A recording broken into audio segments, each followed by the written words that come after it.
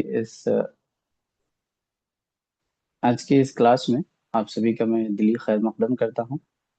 अ, हम गुज़िश्ता क्लासेस में physical science के चंद उन्वानात पढ़े थे। तो शकील साहब और यूटीए की जो भी टीम है, उनकी उनके कहने पर मैथमेटिक्स के भी चंद उन्वानात मुझे दिए गए हैं, ताकि मैं जो मैथमेटिक्स का जो एकदम बड़ा ज़्यादा सिलेबस है उसको एक या दो टीचर्स कवर करने के बजाय चंद और टीचर्स मिल जाएंगे तो शायद मैथमेटिक्स का जो सिलेबस है वो आसानी से कवर हो सके। इसीलिए तो आज की क्लास में मैं आपको मैथमेटिक्स के चंद उन्वानात पर कोशिश करूंगा कि आपको आगाही दूं और आपको सीखने का मौका फराहम करूं। उम्मीद करता हूं कि आप इससे पहले की जो क्लासेस ली गई थी मैथमेटिक्स की, जिसमें आपको अददी निज़ाम या नंबर सिस्टम के ताल्लुक से पढ़ाया गया था, वो आपने अच्छी तरह से सुना है, उसको समझा है। और यही उम्मीद है कि आपने उससे प्रैक्टिस भी किया है, क्योंकि मैथ्स एक ऐसा सब्जेक्ट है जो बगैर प्रैक्टिस के नामुकम्मल है। आप क्लास के दौरान, अब जब मैं क्लास ले रहा हूँ या कोई और टीचर क्लास ले रहे हैं, तो ऐसे वक्त में आप सुनने पे चीज़ें शायद आपको समझ में आ जाए, लेकिन वो चीज़ें आपके जहन में अजबर होने के लिए उनकी मश्क करना या उनकी प्रैक्टिस करना बहुत ज़रूरी होता है। तो मैं उम्मीद यही रखता हूँ कि आप इससे पहले की क्लास में जो कुछ भी चीज़ें सीखे थे उनको आपने अच्छे से प्रैक्टिस किया होगा। और यही दरख्वास्त या इल्तिमास भी रखूंगा कि आपके सामने कि अभी हम जो पढ़ेंगे उनको भी आप अच्छे से समझिए, जो डाउट्स है वो पूछिए, और फिर इसकी प्रैक्टिस के लिए भी आप अलग से वक्त निकालिए। बगैर प्रैक्टिस के मैथ्स का सीखना नामुकम्मल माना जाता है। और प्रैक्टिस के लिए आप सबसे बेहतरीन जरिया है आपके जो जमात शशुम से जमात दहुम के किताबें हैं, और पेपर वन के अगर कोई प्रैक्टिस कर रहे हैं तो जमात हश्तुम तक की जो किताबें हैं, 6 to 8 तक, उन किताबों के अंदर आपको जो भी पढ़ाया जा रहा है उससे मुताल्लिक जो भी मशक़ी सवालात या एक्सरसाइज के क्वेश्चन है वो आप सॉल्व करिए। आप पहले अगर वो क्वेश्चन सॉल्व कर पाएंगे तो फिर आपको उसके अंदर कुछ दिक्कत हो रही है तो आप अपने साथी असातिज़ा से भी हेल्प लेते हुए आप उसको सॉल्व कर लेंगे, वो सीख लेंगे। तो फिर आप मैथ्स के जो प्रीवियस पेपर्स हैं टेट के, उसके क्वेश्चंस को हल कर सकेंगे। आप पहले मश्क़ी सवालात हल करना सीखें, उसकी प्रैक्टिस करें, उसके बाद ही आप प्रीवियस पेपर्स को सॉल्व करने की तरफ रुजू हों। तो चलिए, इन्हीं चंद तमहीदी कलिमात और इब्तदाई दरख्वास्त के साथ मैं आज की इस क्लास का आगाज़ करता हूँ। जैसा कि मुझे बताया गया है कि मैथ्स के अंदर पेपर वन या पेपर टू, ये दोनों की कंबाइंड क्लास चल रही है। अब मेरी क्लास में भी जितने लोग मौजूद हैं, मैं यही गुमान कर रहा हूँ कि ये तमाम पेपर वन के एस्पिरेंट्स भी हैं और साथ ही साथ पेपर टू के एस्पिरेंट्स भी हैं। तो मैं इसी तनाजुर में आज एक कॉमन टॉपिक लेना चाहूँगा मैथ्स का। नंबर सिस्टम तो हो चुका है, बताया गया है मुझे कि उसके बाद जो हमारा जो टॉपिक है वो है फ्रैक्शंस या कसूर का। तो मैं कसूर के उन्वान के तहत आज की क्लास आपके सामने पेश करना चाहूँगा। सबसे पहले बताइए कि क्या मेरी आवाज़ और जो नेटवर्क है ये आप तमाम के लिए मौजूद है, बराबर हैं, या इसमें कोई दिक्कत है? बराबर है। चलिए, जी सर, शुक्रिया पहुंच बहुत रही है। बहुत। जी, बहुत शुक्रिया। चलिए, मैं स्क्रीन पर आपको जो मवाद है वो बतलाऊंगा और उसके बाद हम क्लास को आगे बढ़ाएंगे।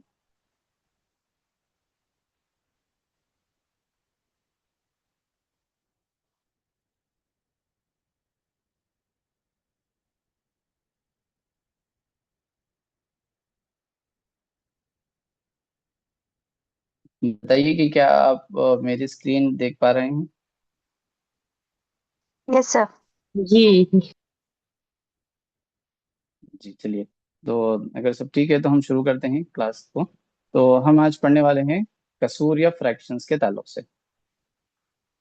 कसूर, या इसके अगर हम वाहिद लफ्ज देखेंगे तो इसको हम कसर भी कहते हैं। कसर की जमा है कसूर, या इंग्लिश में इसे हम कहेंगे फ्रैक्शंस। कसर क्या है? कसर अगर आप पहली बार सुन रहे हैं ये लफ्ज, या कसूर से आप पहली बार अगर मुतारफ हो रहे हैं, तो कसर क्या है कि जवाब में आप ये समझ सकते हैं कि कसर वो अदद है जो किसी मुकम्मल चीज के हिस्से या किसी ग्रोह के हिस्से को जाहिर करता है। कोई एक अगर मुकम्मल चीज है और उस मुकम्मल चीज के हिस्सों के लिए हमको कोई एक अदद जाहिर करना है, कोई अदद लिखना है, तो हम कसर का इस्तेमाल करते हैं मुकम्मल चीज के हिस्सों को जाहिर करने के लिए। मुकम्मल चीजों को जाहिर करने के लिए तो हमारे पास आदाद हैं, जैसे एक चीज के लिए हम ये अदद इस्तेमाल करेंगे, कोई दो चीजें हैं तो ये अदद, तीन चीजें हैं तो ये अदद।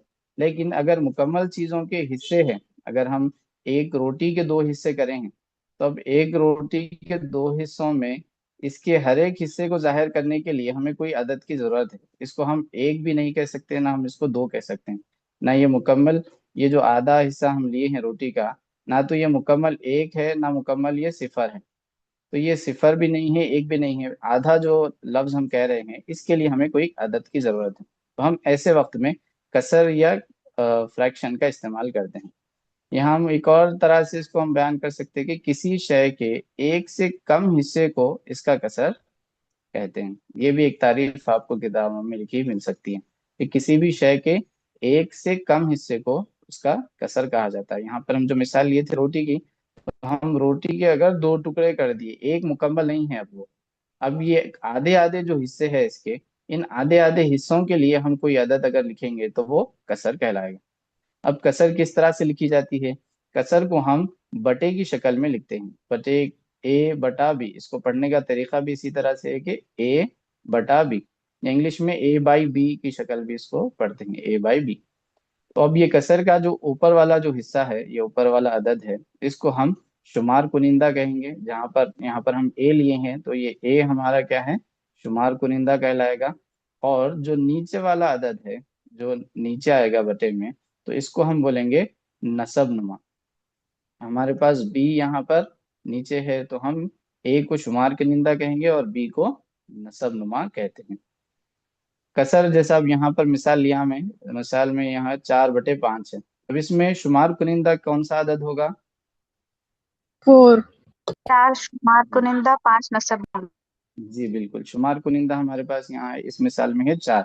जो ऊपर वाला अदद है ये शुमार कुनिंदा कहलाएगा। तो यहाँ 4 है हमारे पास शुमार कुनिंदा, और नसब नुमा नीचे वाले अदद को कहते हैं, तो ये नसब नुमा हमारा हो गया 5।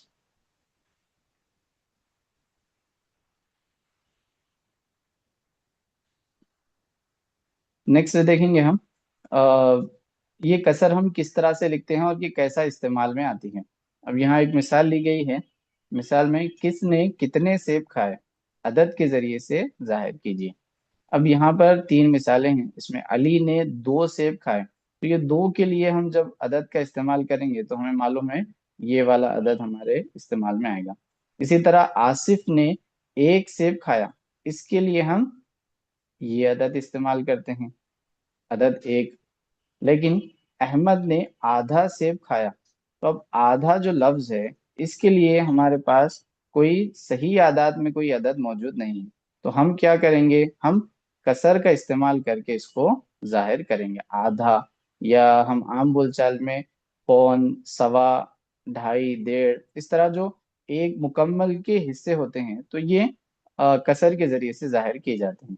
इस मिसाल में 2 और 1 को हम आदाद के जरिए जाहिर करना जानते हैं, लेकिन आधा जाहिर करने के लिए, आधा लफ्ज जाहिर करने के लिए हमें कसर या फ्रैक्शन का इस्तेमाल करना होगा।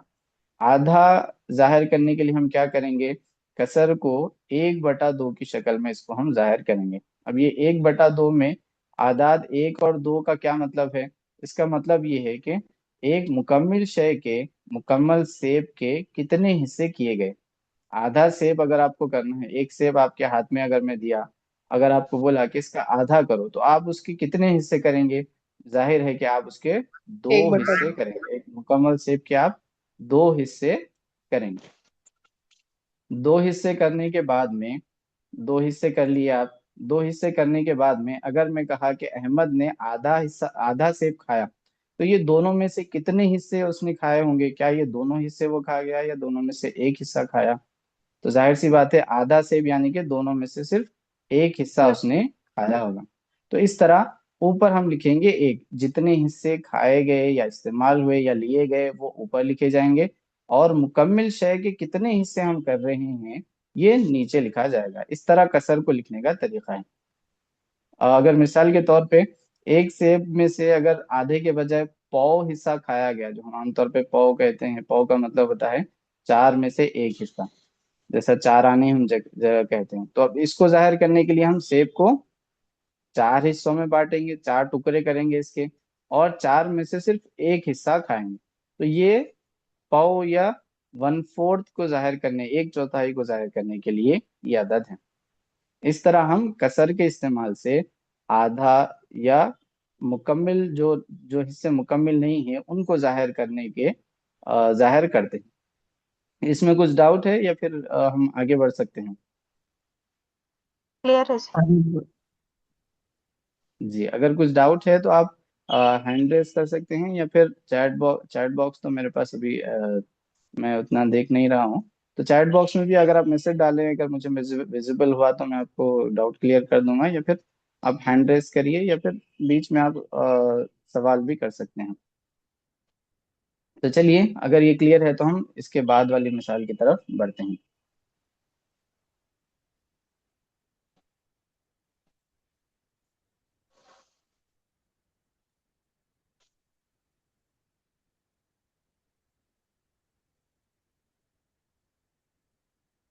अब यहाँ पर मैं आपके लिए चंद मशक़ी सवालात लिखा हूँ, हमें इन्हें कसर के जरिए से जाहिर करना है। यहाँ आपको आदात लिखने हैं। एक रोटी तीन लोगों ने बराबर बराबर खाई, हर एक को कितनी रोटी हासिल हुई? अगर एक रोटी को तीन लोगों ने बराबर बराबर खाया है तो मतलब कि रोटी के कितने हिस्से हुए होंगे? रोटी के तीन हिस्से चार। हुए होंगे। तीन से जी, एक रोटी को तीन तीन हिस्से। लोगों ने बराबर खाया तो रोटी के तीन हिस्से तीन। होंगे। रोटी के तीन हिस्से किए गए। अब उसके बाद हर एक को कितना कितना हिस्सा मिला? अगर सबने बराबर बराबर खाया तो तीन हिस्सों में हर एक को एक एक वन हिस्सा बाई दिया थ्री जाएगा। 1/3। तो 1/3। इसके लिए हम कसर लिखेंगे बटे में, थ्री बाई नीचे फोर नसब में हम लिखेंगे थ्री, नसब नुमा में लिखेंगे तीन, क्योंकि रोटी के कितने हिस्से हुए? तीन हिस्से हुए। तीन हिस्सों में से हर एक को कितना हिस्सा दिया गया? हर एक को एक हिस्सा दिया गया। तो ये हर एक को मिलने वाले हिस्से को जाहिर करने वाला अदद है, ये है 1/3। हर इंसान ने या हर शख्स ने 1/3 हिस्सा रोटी खाया। इसी तरह दूसरी मिसाल देखिए। एक पिज्जा जो आमतौर पे खाया जाता, ये एक पिज्जा के पांच टुकड़े किए गए, तब हर एक टुकड़े के लिए अदद क्या होगा? हर एक टुकड़े के लिए कसर अगर हम लिखेंगे तो क्या होगा? इसके लिए भी हम पहले बटे बटे की अलामत डालेंगे। अलामत के बाद अब मुकम्मिल चीज के कितने टुकड़े किए गए उस पर हम गौर करेंगे। कितने टुकड़े किए वन गए बाई यहाँ पर? फाइव पांच टुकड़े एक बार किए गए। तो हम लिखेंगे पांच, पांच टुकड़े यहाँ पर हमने किए।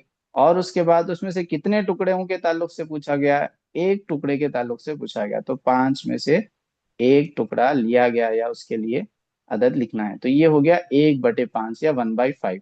अभी जिसने कहा था जवाब वो बिल्कुल दुरुस्त था। तो चलिए, इसके बाद अगली मिसाल में हम देखेंगे। यहाँ एक शक्ल है, रोटी मान लीजिए आप इसको, या दायरा, या कोई भी शक्ल एक है, दायरवी शक्ल। इसमें जो सायादार हिस्सा है जिसको कलर किया गया है, मुकम्मिल शक्ल का कितना हिस्सा सायादार है आपको बताना है। तो इसके लिए भी हम मुकम्मिल शक्ल का हिस्से को बताने के लिए कसर का इस्तेमाल करेंगे। तो इसके लिए टू बाई पहले एट आप देखिए कि मुकम्मिल शक्ल टू को बाई कितने एट हिस्सों में बांटा गया। हाँ बिल्कुल, 2/8 इसका जवाब होगा। तो ये कैसा दुरुस्त है जवाब? हम इसके लिए देखेंगे कि कितने हिस्से इसके किए गए। आप देखिए, इसके 8 हिस्से किए गए, ऊपर 4 हिस्से हैं और इसी तरह नीचे 4 हिस्से, मुकम्मल 8 हिस्से किए गए। तो हम नीचे नसब नुमा में लिखेंगे कितने हिस्से हुए? 8 हिस्से हुए। आठ में से कितने हिस्से कलर करी किए हुए हैं? 2 हिस्से कलर किए हुए हैं, तो हम इसको लिखेंगे 2। तो ये 2/8 सायादार हिस्सा इसका है। अब हम देखेंगे चंद जुमले जो कसर की शक्ल में जाहिर किए जाते हैं। यहाँ पर एक है एक चौथाई। अच्छा, वन बाई इससे फोर पहले वन ये, बाई फोर हाँ बिल्कुल 1/4 सही जवाब। तो हम इससे पहले ये वाली मिसाल भी पहले देख लेंगे। इसमें भी शक्ल के सायेदार हिस्से के ताल्लुक से ही है। तो यहाँ पर एक जैसी दो शक्लें हैं। यहाँ पर भी ये भी एक जैसी शक्लों को अगर हम हिस्सों में बांटते हैं, दोनों एक जैसी शक्लें हैं, इनको मैं हिस्सों में बांटा। हर शक्ल को कितने हिस्सों में बांटा गया यहाँ पर? हर शक्ल के दो हिस्से किए गए, इसके भी दो हिस्से हैं और इसके भी दो हिस्से हैं। अगर हम टोटल देखेंगे तो चार हिस्से हैं, लेकिन जब हम इसकी कसर लिखेंगे तो हम बटे में चार नहीं लिखते। यहाँ पर आप जहन जहन में बात किए रखिए कि एक मुकम्मल शय को जितने हिस्सों में बांटा जा रहा है वो कसर के नसब नुमा में होगा। यहाँ पर एक शय को मैं दो हिस्सों में ही बांटा, यहाँ पर भी ये भी जो मुकम्मल शय है, इसको भी दो हिस्सों में बांटा गया। और अगर इससे जायद अगर मैं चीजें लूँ सेम शक्ल वाली, अगर हर एक को दो दो हिस्सों में ही बांटूंगा तो मैं ये हर एक को दो दो जमा करते हुए नसब नुमा में नहीं लिखूंगा। यहाँ पर हम एक शक्ल को कितने हिस्सों में बांट रहे हैं वो नसब नुमा में आएगा हमारा, और ऐसे कितने हिस्से लिए जा रहे हैं वो शुमार कुनिंदा में आएगा। इस मिसाल में यहाँ पर दो चीजें हैं, दो मुकम्मल चीजों को मैं हर एक शय को दो हिस्सों में बांटा हूं, तो मेरे पास हिस्से हुए दो, दो दो हिस्से किए गए। तो अब ऐसे कितने हिस्सों पे कलर किया हुआ है, यहाँ हम देखेंगे यहाँ दो और तीन हिस्सों में कलर किया गया है। तीन हिस्से सायेदार है, तो ये हो गया 3/2। 3/2 में आप देखेंगे कि ये तीन ऊपर वाला बड़ा अदद है और नीचे छोटा वाला अदद है। ये इस चीज को जाहिर करता है कि एक मुकम्मल शय ले ली गई और फिर दूसरी उसी तरह की एक और शय के भी हिस्से किए गए। अगर आपको एक चीज में उतने हिस्से नहीं मिल सक रहे तो हम क्या करेंगे, दूसरी और एक चीज करके भी उसके भी हिस्से करेंगे, तीसरी और एक चीज करके भी उसके भी हिस्से करेंगे। आपको जितने हिस्से लेना है, जितने हिस्से लेना है उतने हिस्से हासिल करने के लिए हर एक चीज के आप दो दो हिस्से करते हुए जाएंगे और उतने हिस्से लेंगे। तो ये आपके जहन में वाजे हो कि नसब नुमा में लिखा जाने वाला अदद मुकम्मिल शय के कितने हिस्से किए गए वो उसको जाहिर करता है, ना कि जुमला हासिल होने वाले हिस्सों को। तो चलिए अब हम ये जो आम जुमले हैं जो आमतौर पे कहे जाते हैं, इनके लिए कसर वाला अदद क्या इस्तेमाल होता है वो देखेंगे। जैसा कि अभी आपने जवाब बता दिया था कि वन एक बाई फोर। चौथाई हिस्सा, 1/4, इसको हम कहेंगे 1/4, एक चौथाई। इसका मतलब क्या है? एक चौथाई, चौथाई हिस्सा यानी कि चार हिस्से करने के बाद एक हिस्सा उसमें से लिया जा रहा है। चौथाई का मतलब ये चार हिस्से करना है आपको और उसमें से एक हिस्सा लेना है, तो ये 1/4 इसके लिए अदद होगा। यहाँ देखिए 2/3 हिस्सा, इसका मतलब तिहाई का मतलब तीन हिस्से करना है, हर चीज के तीन हिस्से आपको करने हैं। उसमें से कितने हिस्से लेना है? दो हिस्से लेना है, तो ये 2/3 के लिए अदद होगा 2/3। अब यहाँ अगला लफ्ज, अगला जुमला देखिए, 1/3 हिस्सा। तिहाई लफ्ज से वन आपको बाई क्या थ्री 1/3। हाँ, जवाब बिल्कुल दुरुस्त है। तिहाई के लिए लफ्ज, तिहाई लफ्ज के लिए कितना अदद होगा? तीन। तीन हिस्से आपको करने हैं और उसमें से लेना कितने हैं? एक। तो ये 1/3 के लिए लफ्ज अदद होगा 1/3। इसी तरह अगला अदद है 3/4 हिस्सा। थ्री फिर बाई से यहाँ फोर चौथाई का इस्तेमाल हुआ। जी हाँ, 3/4, चौथाई लफ्ज का इस्तेमाल हुआ, यानी कि हर चीज के आपको चार हिस्से अमन्ना इधर करने। आओ। चार हिस्से हम कर रहे हैं और उसमें से कितने हिस्से ले रहे हैं हम? तीन हिस्से, 3/4 हिस्सा, यानी कि चार में से तीन हिस्से आप लेंगे। अब यहाँ पर देखिए 5/4 हिस्सा, चार हिस्से आप कर रहे हैं, चौथाई का मतलब चार हिस्से करेंगे और उसमें से कितने हिस्से लेना है आपको? पांच हिस्से लेना है। तो बताइए ये 5/4 हिस्सा मतलब एक ही चीज में से हमें पांच हिस्से मिल सकते हैं क्या? एक ही चीज में से हम पांच हिस्से ले सकते हैं? जैसा इस मिसाल में हमें दो सेम चीजें लेना पड़ा था, यहाँ पर भी आपको दो, एक से जायद मुकम्मल चीजों की जरूरत पड़ेगी, क्योंकि एक चीज के जब आप चार हिस्से करेंगे और चार हिस्से करने के बाद आपको पांच हिस्सों की जरूरत पड़ेगी, तो ये चार के चार तो आपके ले लिए गए, ये इस्तेमाल में आ गए, चार हिस्से आपको मिल गए। लेकिन आपको पांच हिस्से लेना है ऐसे, तो आपको क्या करना अलग होगा, से एक लेना। और सेम उसी तरह की एक और चीज को फिर से सेम चार मसावी हिस्सों में बांटेंगे, उसके बाद इसमें से एक और हिस्सा ले लेंगे। तो ये मिसाल होगी 5/4। 5/4 का मतलब चार हिस्से करना है हर चीज के, और ऐसे उसमें से पांच टुकड़े ले लेना है, पांच हिस्से ले लेना है। तो ये 5/4 का लफ्ज है। यहाँ अब अगला जुमला देखिए, 1/7 हिस्सा। सातवां हिस्से का मतलब सात, सातवां ये लफ्ज से भी वन आपको बाई अदद मालूम हो जाएगा, सात हिस्से आपको करने हैं, सातवां हिस्सा। सात हिस्से करने के बाद आप उसमें से कितने हिस्से ले रहे हैं? एक हिस्सा ले रहे हैं, तो ये 1/7 या 1/7 अदद इसका होगा। अभी जो जवाब कहा गया था वो बिल्कुल दुरुस्त था। अब उसके बाद दूसरा जुमला आखिर में देखेंगे हम क्या है, 2/8 हिस्से। 8वां लफ्ज से आप समझ जाएंगे कि आपको कितने हिस्से करने हैं, 8 हिस्से दो करने हैं। बटे आठ 8वां लफ्ज है, 8 हिस्से करने हैं, और इसके कितने हिस्से लेना है आपको, 2 हिस्से लेना है। तो ये हो गया 2/8 या 2/8। अभी जो जवाब कहा गया था वो बिल्कुल दुरुस्त है। तो इस तरह हम कसर को जाहिर करने के लिए मुकम्मिल चीज के कितने हिस्से करना है वो नसब नुमा में लिखेंगे हम, और उसमें से कितने हिस्से लिए जाने हैं वो शुमार कुनिंदा में लिखेंगे। यहाँ तक सबको क्लियर है या कोई इसमें कोई डाउट है? सर एक बार अगर फिर कुछ डाउट नहीं है तो क्लियर। नेक्स्ट जाएंगे। 1/8 1/4 में लिख सकते हैं। लास्ट वाला सेंटेंस फिर हाँ, से इसको रिपीट आप कीजिए सर। 1/4 भी लिख सकते हैं, 2/8 को आप 1/4 भी लिख सकते हैं। ये कैसा लिखेंगे या फिर ये दोनों सेम किस तरह होते हैं, हम आगे के जो हमारी क्लास के आगे के हिस्से है उसमें समझेंगे। तो आपका जो सवाल है कि बिल्कुल दुरुस्त है, इसको हम दोनों तरह से लिख सकते हैं, 2/8 या 1/4। ठीक है, कोई और डाउट है? सर मैं सर अभी ये दूसरी सर ये क्लास में थी सर, बताइए। अभी अभी ज्वाइन करी सर। जस्ट एक लुक डालिए सर, ये मेरे लिए इजी है मगर फिर भी एक लुक। एक मतलब फिर से आपको एक बार दोहराओ बोल रहे हैं आप ये तमाम चीजें? हाँ जरा दोहराइए सर, मैं दूसरी क्लास में थी सर, अभी ज्वाइन करी। अच्छा ठीक है ठीक है। तो हम फ्रैक्शंस के ताल्लुक से पढ़ रहे हैं, कसर के ताल्लुक से। कसर किसे कहते हैं पहले उसकी तारीफ देख लेते हैं। कसर के माने हैं कि किसी एक मुकम्मिल शय के हिस्सों को जाहिर करने वाली जो अदद है उसको हम कसर कहेंगे। कसर की तारीफ में है कि कसर मुकम्मिल शय के हिस्सों को जाहिर करने वाले, या फिर एक और तरह से भी आप कह सकते हैं कि किसी शय के एक से कम हिस्से को उसका कसर कहते हैं। कसर को हम आमतौर पे A/B की शक्ल में लिखते हैं, जहां पर A यानी ऊपर वाला अदद शुमार कुनिंदा और नीचे वाला अदद नसब नुमा हो कहलाएगा। जैसा A/B यहाँ पर लिखा हूं, तो ये कसर कसर कहलाएगी ये। अब इसमें जो A है ये शुमार कुनिंदा, या इंग्लिश में इसे हम न्यूमरेटर कहते हैं, शुमार कुनिंदा। और बी जो नीचे वाला अदद है इसको हम नसब नुमा या डिनोमिनेटर भी कहते हैं। इंग्लिश में शुमार कुनिंदा को न्यूमरेटर और नसबनुमा को डिनोमिनेटर कहेंगे। अब ये कब इस्तेमाल होते हैं इस तरह के आदात?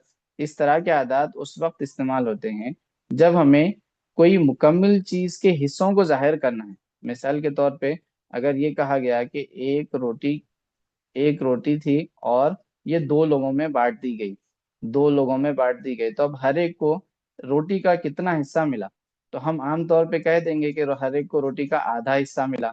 लेकिन इसके लिए हम कोई अगर अदद लिखना चाहें आधा लफ्ज के लिए, जैसा हमारे पास एक एक या दो या तीन के लिए आपके पास आदाद हैं, लेकिन आधा के लिए लफ्ज इसके लिए अदद लिखना है, तो हम ऐसे वक्त में इन कसर वाले आदाद का इस्तेमाल करते हैं। अब इसको कैसे जाहिर करेंगे हम? इसको जाहिर करने के लिए ये बटे की अलामत हम इस्तेमाल करेंगे, और इसके नीचे नीचे आप लिखेंगे कि कुल चीज या मुकम्मल चीज के कितने हिस्से हुए। तो यहाँ 2 हिस्से हमने किए, और इसमें से कितने हिस्से खाए गए या मिले या लिए गए वो ऊपर हम लिखेंगे। आधा यानी कि 2 हिस्से करने के बाद आपको एक हिस्सा लेंगे, तभी आप कहेंगे कि आधा हिस्सा लिया गया। तो 2 हिस्सों में से एक हिस्सा लिया गया तो ये आधा कहलाएगा, और इसको हम 1/2 पढ़ते हैं, और ये आधा लफ्ज को जाहिर करने वाली कसर है। इसी तरह हम यहाँ पर चंद और मिसालों के जरिए से इसको और अच्छी तरह समझने की कोशिश की है। यहाँ शक्लें हैं, शक्ल के जरिए से भी हम समझे कि एक चीज के कितने हिस्से लिए गए।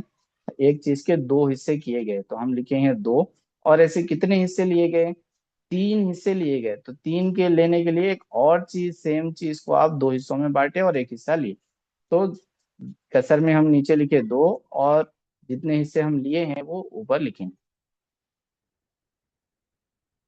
चलिए, तो चलिए हम अगर ये क्लियर है तो हम आगे के हिस्से की तरफ बढ़ते हैं। ये बहुत सारे लोग, जैसा मैं समझ रहा हूँ कि बहुत सारे लोगों के लिए आसान चीज रही, मालूम चीज रही, तो हम इसको ज्यादा रिपीट ना करते हुए आगे की तरफ बढ़ेंगे। जजाकल्लाह खैर। आमीन भैया।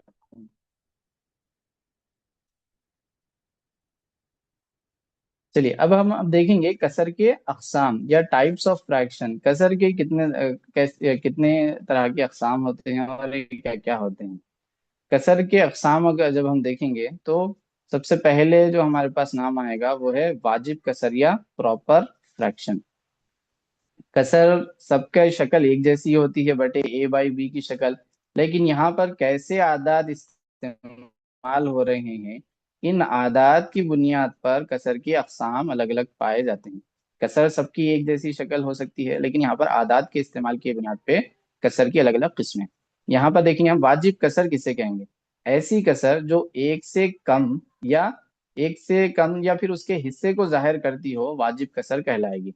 वाजिब कसर में जैसा हम पिछली मिसाल में दो दो चीजों को लेके कसर बनाए थे, या फिर तीन चीजों को लेके आप कसर लिख रहे हैं, तो ऐसी सूरत में हम वाजिब कसर नहीं बोलेंगे उसको। अगर आपको एक से ज्यादा चीजें इस्तेमाल करनी पड़ गई तो वो वाजिब कसर नहीं कहलाएगी। वाजिब कसर किसे कहेंगे, ऐसी कसर जो एक से कम या उसके हिस्सों को जाहिर करती हो, वाजिब कसर कहलाएगी। अब अगर आम मिसाल के तौर पे समझेंगे तो वाजिब कसर से मुराद एक ऐसी कसर जिसमें शुमार कुनिंदा छोटा और नसब नुमा बड़ा हो। ये भी आप तारीफ इसकी कह सकते हैं। कसर में आपको क्या करना है, शुमार कुनिंदा छोटा अदद होना है और नसब नुमा बड़ा अदद। ऐसी जितनी भी कसर आप देखेंगे जिसमें शुमार कुनिंदा छोटा और नसब नुमा बड़ा है, तो ये तमाम वाजिब कसर कहलाएंगे। इन तमाम के लिए आपको एक मुकम्मिल चीज के ही हिस्से करने पड़ेंगे, ना कि एक से ज्यादा चीजों की जरूरत आपको पड़ेगी। एक ही चीज के आपको यहाँ दो हिस्से करने हैं, यहाँ चार हिस्सों में से तीन लेना है तो आपको एक में से ही काफी हो जाएगा। दो हिस्से करके एक लेना है तो यह एक ही शक्ल आपको काफी हो जाएगी। पांच हिस्से करके आपको दो हिस्से ही लेना है तो पांच में से दो ले लेंगे तो आपको एक ही शक्ल में ये दो हिस्से मिल जाएंगे। 200 अगर आप करेंगे तब भी आपको उसमें से 121 ही लेना है, तो तब भी आपको एक शक्ल ही काफी हो जाएगी। एक से अगर ज्यादा ले रहे हैं तो ऐसी ऐसी सूरत या ऐसी सूरत में बनने वाला जो कसर है उसको आप गैर वाजिब कसर कहेंगे। यहाँ पर तारीफ भी लिखी हुई है कि ऐसी कसर जो एक से ज्यादा को या मुकम्मिल शय से ज्यादा हिस्से को जाहिर करती हो, गैर वाजिब कसर कहलाती है। या फिर आम आम मिसाल में अगर कहेंगे हम कि ऐसी कसर जिसमें शुमार कुनिंदा बड़ा है और नसब नुमा छोटा है, तो वो कसर गैर वाजिब कसर कहलाएंगे। इसको हम इम्प्रॉपर फ्रैक्शन इंग्लिश में कहेंगे। तो मिसाल के तौर पे यहाँ पे देखिए, आप ऊपर बड़ा अदद है 12 और नीचे छोटा अदद है। शुमार कुनिंदा बड़ा है और नसब नुमा छोटा। यहाँ पे भी शुमार कुनिंदा बड़ा अदद है और नसब नुमा छोटा है। शुमार कुनिंदा बड़ा और नसब नुमा छोटा। तो ऐसी मिसाल है जहाँ पर शुमार कुनिंदा बड़ा अदद और नसब नुमा नीचे छोटा नंबर है, तो वो गैर वाजिब कसर या इम्प्रॉपर फ्रैक्शन कहलाएंगे। अब इसमें आप देखेंगे कि हर एक चीज को आपको तीन हिस्से करने हैं। एक चीज आप ले रहे हैं और उसके तीन हिस्से आपको करने हैं। तीन हिस्से करके कितने हिस्से आपको लेना है, ऐसे 12 हिस्से लेने हैं। तो 12 हिस्से बोले तो आप ये तीन हिस्से ले लेने के बाद भी आपको और ज्यादा हिस्सों की जरूरत पड़ेगी, तो आपको एक चीज नाकाफी होगी, तो आपको एक और इस तरह की चीज लेनी पड़ेगी और उसके भी आपको तीन मसावी हिस्से करने पड़ेंगे। और ये तीनों भी आपको लेने के बाद आपको 6 हिस्से मिलेंगे। यहाँ पर तीन, यहाँ पर तीन, आपको 12 के लिए फिर आपको चार ऐसी चीजें लेनी पड़ेगी। तो एक से ज्यादा अगर आपको मुकम्मिल अशिया लेनी है तो ये गैर वाजिब कसर कहलाएगी, और एक से कम अगर हिस्सों को जाहिर कर रही है तो वो वाजिब कसर कहलाएगी। इसके समझने के लिए आपको अगर मैं कोई भी नंबर दिया, ये कसर वाजिब है या गैर वाजिब है, इसको समझने के लिए आप सीधे से इतना ही देखेंगे कि ऊपर का नंबर बड़ा है या छोटा है। अगर ऊपर का नंबर छोटा है तो ये वाजिब कसर कहलाएगी। वाजिब कसर के लिए ऊपर का नंबर या नसब नुमा हमेशा शुमार कुनिंदा हमेशा छोटा होना चाहिए। ये छोटा है तो आपको एक में काम चल जाता, तो ये वाजिब कसर है। अगर ये ऊपर वाला नंबर ही बड़ा है तो आपको एक से काम नहीं चलेगा, एक चीज से काम तो आप गैर वाजिब कसर हो जाएगी ये एक से ज्यादा चीज। ये छोटा नंबर है तो वाजिब, और अगर ये बड़ा नंबर है ऊपर का तो गैर वाजिब। कुछ डाउट है इसमें? यहाँ पर हम मश्क के कुछ सवालात भी लिए हैं। ये तमाम आदात को आपको वाजिब और गैर वाजिब में अलहदा करना है। बताइए, ये पहली मिसाल 1/2 ये वाजिब है या गैर वाजिब है? वाजिब वाजिब। कसर। वाजिब कसर। वाजिब कसर है। बिल्कुल वाजिब वाजिब कसर है। कसर है, क्योंकि ऊपर का नंबर छोटा है। छोटा नंबर है मतलब कि ये वाजिब कसर है, तो हम लिखेंगे वाजिब कसर में इसको। 2/3 ये वाजिब है कि गैर वाजिब? वाजिब। वाजिब वाजिब कसर है। कसर। हाँ बिल्कुल, ये भी वाजिब कसर है क्योंकि इसमें भी ऊपर का नंबर छोटा है। ये वाजिब गैर है कि गैर वाजिब है, वाजिब? गैर गैर वाजिब। वाजिब। ये सर अदद, ये कसर गैर वाजिब है क्योंकि 9/4 मतलब ऊपर का नंबर बड़ा है, और 4 चीजों में से आपको 9 हिस्से नहीं मिल सकते, तो आपको एक से ज्यादा लेना पड़ेगा, तो ये गैर वाजिब है। 7/5 बटा पाँच, गैर ये भी वाजिब। गैर वाजिब। ये भी गैर गैर वाजिब का वाजिब। सर। वाजिब आठ का बटे सर। 12 भी गैर वाजिब का वाजिब का सर। ये वाजिब है। 8 यानी कि छोटा नंबर है 12 से, तो ये वाजिब कसर आठ बटे हाँ बारह वाजिब का, वाजिब का सर। 3/5 ये भी वाजिब वाजिब। का। वाजिब का सर। जी, ये भी वाजिब कसर है। अगला अदद इसमें 12/11 गैर वाजिब का सर। गैर वाजिब का सर। गैर वाजिब, ऊपर का नंबर वाजिब बड़ा आ गया, दस तो ये बटे गैर वाजिब पाँच कसर होगी। गैर वाजिब। गैर वाजिब। नेक्स्ट दस तो बटे भी गैर पाँच वाजिब है, 10/5 भी ये गैर भी वाजिब। गैर वाजिब कहते हैं, ये भी बीस गैर बटे वाजिब वाजिब कसर का होगी। चालीस सर, 20 उसके 40। बाद 20/40 वाजिब का ये वाजिब सर। का। वाजिब कसर होगी 6 क्योंकि बटा आठ भी ऊपर वाजिब छोटा का सर। नंबर है। नेक्स्ट 6/8 वो ये भी वाजिब भी का वाजिब सर। सर। वाजिब गैर कसर है वाजिब, क्योंकि ऊपर का नंबर छोटा है। छोटा है, छोटा है। वाजिब कसर होगी, ऊपर का नंबर छोटा है तो वाजिब वाजिब कसर का होगी। सर। तो उम्मीद है कि आपको ये वाजिब और गैर वाजिब का फर्क समझ में आ गया होगा। यस आप सर। ऊपर का नंबर देखेंगे, छोटा नंबर है तो ये वाजिब, और अगर बड़ा नंबर ऊपर आ गया तो ये गैर वाजिब। ये वाजिब और गैर वाजिब किस तरह से कहेंगे? जब एक चीज से कम चीजों में काम चल जाए और आपको एक ही चीज के हिस्से करने पड़ रहे, एक से ज्यादा की जरूरत नहीं पड़ रही, तो आप वाजिब कसर बोल देंगे उसको। एक से ज्यादा चीजें लेकर हिस्से करना पड़ रहा है तो वो गैर वाजिब होगा। चलिए हम इसके बाद आगे के अकसाम के ताल्लुक से देखेंगे। आपके जवाबात से मुझे ऐसा लग रहा है कि आप ये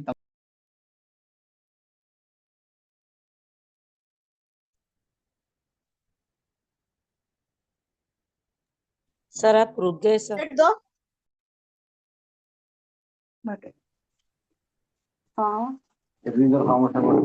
माँ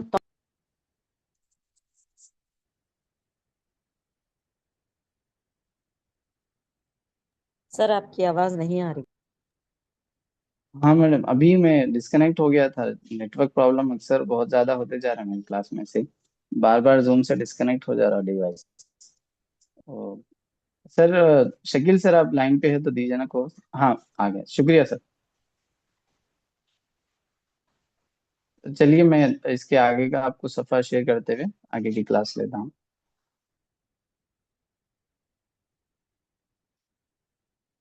तो मैं चूंकि आप तमाम बिल्कुल सूरत के साथ अच्छे जवाब दे रहे हैं, तो मैं ये समझ रहा हूँ कि आप ये तमाम चीज़ें जानते हैं, तो इसलिए एक रिवीजन के तौर पे ये तमाम मैं जल्दी जल्दी कवर कर रहा हूँ। अगर किसी को ऐसा लग रहा है कि कोई चीज़ आपके समझ में नहीं आए तो आप बिल्कुल पूछ सकते हैं, उसको हम तफसील से भी देख देख सकेंगे।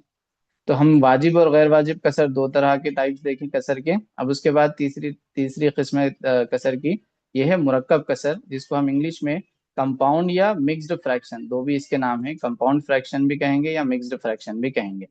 ये कब इस्तेमाल होगी? ये मुकम्मिल शय से ज्यादा को जाहिर करने के लिए हम क्या करेंगे? मुकम्मिल शय से ज्यादा को जाहिर करने के लिए मुकम्मिल शय को सही अदद से, और उसके बाद जो हिस्से हमको लेना है उसको कसर से जाहिर करेंगे। मुकम्मिल शय जो भी है उसको हम हिस्से डायरेक्ट जो नंबर है वो, जैसा हमको एक शक्ल के बजाय दो दो चीजों की जरूरत पड़ रही, तो हम एक जो कंप्लीट ले रहे हैं उसके लिए एक सही अदद नंबर 1 लिख लेंगे। और एक से ज्यादा जो हम जो भी दूसरे चीज लेके हिस्से कर रहे हैं उन हिस्सों को हम कसर से जाहिर करेंगे, और इन दोनों को एक साथ लिखेंगे, जैसा कि अब यहाँ पर लिखा हूं मैं दोनों को एक साथ। तो ऐसे लिखने को हम कहेंगे ये मुरक्कब कसर। मुरक्कब कसर में हम सही अदद और कसर ये दोनों का भी इस्तेमाल करते हैं। सही अदद भी इस्तेमाल होगा और कसर वाली शक्ल भी इस्तेमाल होगी, तो ये दोनों मिलके मुरक्कब कसर या मिक्स्ड फ्रैक्शन, नाम से भी आप समझ सकते हैं मिक्स्ड है ये, या कंपाउंड है, दोनों का मुरक्कब है। तो इसकी मिसाल यहाँ पर एक ली गई है। 90 मिनट यानी 90 मिनट कितने घंटे को जाहिर करते हैं? जाहिर सी बात है 60 मिनट से 1 घंटा मुकम्मिल हो जाएगा, तो हम 60 मिनट का 1 घंटा यहाँ तो लिख लिए हम 1 घंटा। और जो 60 के बाद जो बाकी 30 मिनट बच रहे हैं, 90 में से 60 हम माइनस कर देंगे तो बाकी 30 मिनट बच रहे हैं। ये 30 मिनट 1 घंटा तो नहीं है, ये एक से कम है, ये आधे घंटे को जाहिर करता है। तो आधे के लिए हम लफ्ज इससे पहले भी देखे कि 1/2 हम कसर लिखेंगे। तो इस तरह हम ये दोनों को मिक्स करके लिखेंगे कसर, 1 घंटा उसके बाद फिर आधा घंटा, तो ये मुरक्कब कसर कहलाएगी। इसमें ये एक सही अदद है, सही अदद, और ये कसर की शक्ल है, ये दोनों एक साथ लिखने को हम मुरक्कब कसर कहेंगे। मुरक्कब कसर की आप खासियत में ये समझ रहे होंगे कि ये गैर वाजिब कसर ही उमूमन मुरक्कब कसर की शक्ल में लिखी जाती है। गैर वाजिब कसर क्योंकि यहाँ हम एक मुकम्मल चीज से ज्यादा को इस्तेमाल कर रहे हैं, तो ये गैर वाजिब हो गया बाय डिफॉल्ट। तो हम मुरक्कब कसर, गैर वाजिब कसर को ही मुरक्कब कसर की शक्ल में ही लिखते हैं। मुरक्कब कसर आपको हिसाब लगाना पड़ता है कि कितनी चीजें उसमें आएंगी। आप यहाँ सॉरी गैर वाजिब अगर लिखेंगे तो उसमें कितनी चीजों का इस्तेमाल हो रहा है वो आप हिसाब करने पर समझ में आएगा, लेकिन जब आप मुरक्कब कसर की शक्ल में उसको लिख देंगे तो आप देखते ही समझ जाएंगे कि आपको एक मुकम्मिल लेना है, फिर एक आधा हिस्सा उसमें से टुकड़े करना है। तो यहाँ एक अगर हम दे सर यहाँ 1/2 यहाँ जी पर बोलिए। एक एक सही 1/2 आया ना, 1/2 की जगह 3/2 भी, वो भी मुरक्कब कसर ही हो सकता। 3/2, अब ये मिसाल में 3/2 नहीं है, अगर कोई आपको नंबर ऐसा ही लिखा हुआ है कि 1/2, तो ये भी मुरक्कब कसर की शक्ल में होगा, लेकिन इसको आप फिर पहले ये जो कसर है, ये कसर पहले गैर वाजिब कसर है, तो आप इसको वाजिब कसर में लिखना पड़ेगा, फिर ये सही अदद के साथ इसको जमा करके नई शक्ल इसकी बनेगी। तो गैर वाजिब कसर, मुरक्कब कसर दोनों मिला के हम नहीं लिखते अमूमन। मुरक्कब गैर वाजिब कसर को मुरक्कब कसर की शक्ल में तब्दील करके हम लिखते हैं।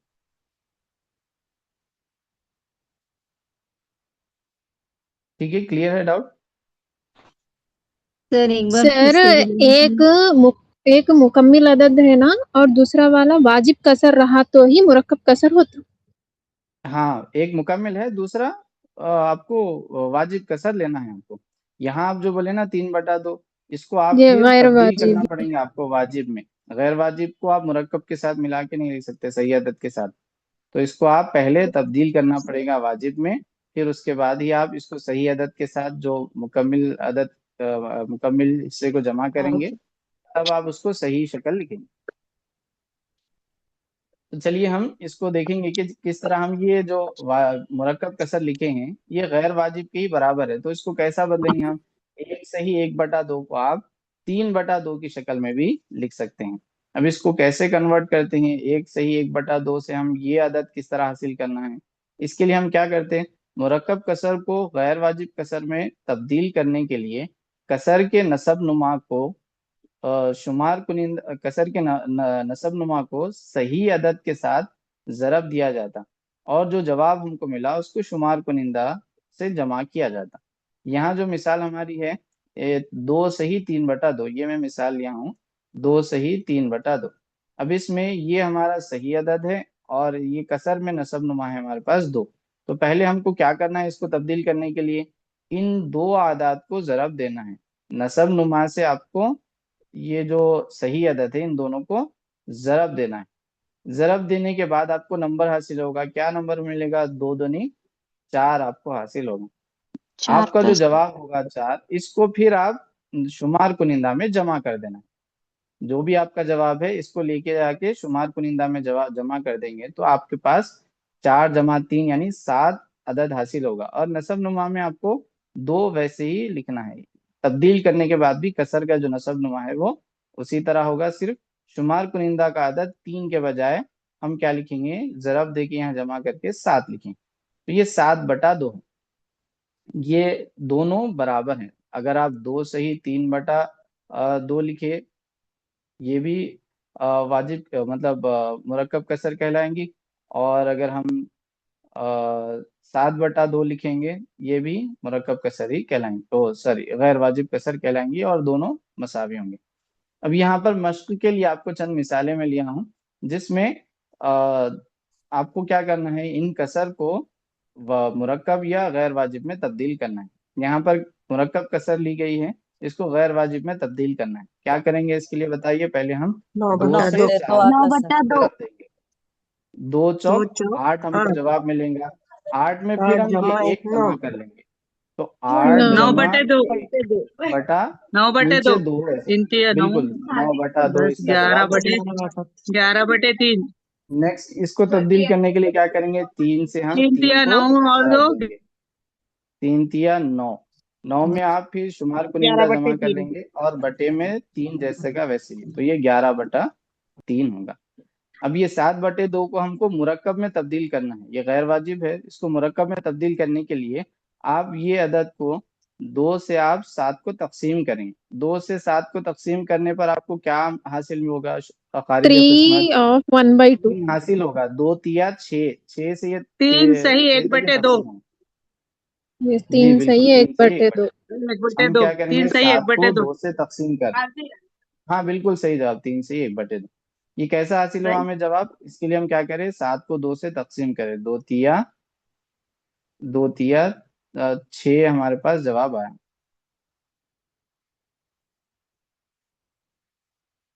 2 तिया 6। इसके बाद में हमारे पास एक बाकी रह गया। तो अब जो हमें खारिज किस्मत हासिल हुआ वो हमारा सही अदद होगा, 3 सही। और जो हमारे पास बाकी है और जिसे हम तकसीम करें, ये दोनों को हम बटे की शक्ल में लिख देंगे, 3 सही 1/2। अब यहाँ पर शॉर्ट वे में अगर समझना चाहें, ये तकसीम भी नहीं करे बगैर, तो आप ये देख लेंगे कि 4 के पहाड़े में आप कहाँ तक 9 9 कहाँ तक आएगा। तो हम देखेंगे 2 कि 4 के 4 पहाड़े में 9, 2 4 दूनी 8 हो जा 8 आ सकता है। 9 से ज्यादा, 9 से पहले हो तो 4 दूनी 8 हो सकता है, तो 2 लिख 2 देंगे सही आप। 1/4 उसके बाद कितना कितना बच जाएगा, 4 दूनी 8 लेने के बाद 1 बच जाएगा, तो आप लिख देंगे 1/4। तो ये पहाड़ा आप पढ़ेंगे, 2 के पहाड़े में 7, 7 से पहले 6 आता, 2 तिया 6 आता, तो 3 आप लिख दिए। और कितने बच जाएंगे, 1 बच जाएगा, तो 1/2। इस तरह आप वाजिब और गैर वाजिब कसर को मुरक्कब और गैर वाजिब कसर को आपस में तब्दील कर सकते हैं। यहाँ पर देखिए, वाजिब और गैर वाजिब कसर, इन दोनों को हम सादा कसर भी कहते हैं, सिंपल फ्रैक्शन भी कहते हैं। कसर को अगर हम 2 ग्रुप बनाएंगे, तो एक कंपाउंड फ्रैक्शन और सिंपल फ्रैक्शन, 2 ग्रुप में तब्दील कर सकते हैं कसर को। सादा कसर और गैर सादा कसर या मुरक्कब कसर भी इसे कहते हैं। सिंपल फ्रैक्शन में 2 चीजें आएंगी, वाजिब और गैर वाजिब सादा कसर कहलाएंगे, ये दोनों को हम सादा कसर बोलेंगे। और मुरक्कब कसर उसकी दूसरी किस्म, दूसरी टाइप है कसर की। ये इन दोनों को मिला के आप सादा कसर भी कह सकते हैं। यहाँ तक सबको क्लियर है, आगे बढ़े हम। जी यस सर, यस सर। ठीक है, चलिए तो हम नेक्स्ट अगली मिसाल पे जाएंगे।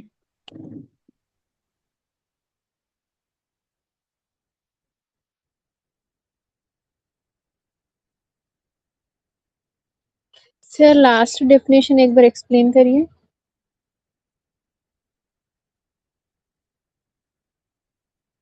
लास्ट डेफिनेशन, हाँ बता रहा हूँ।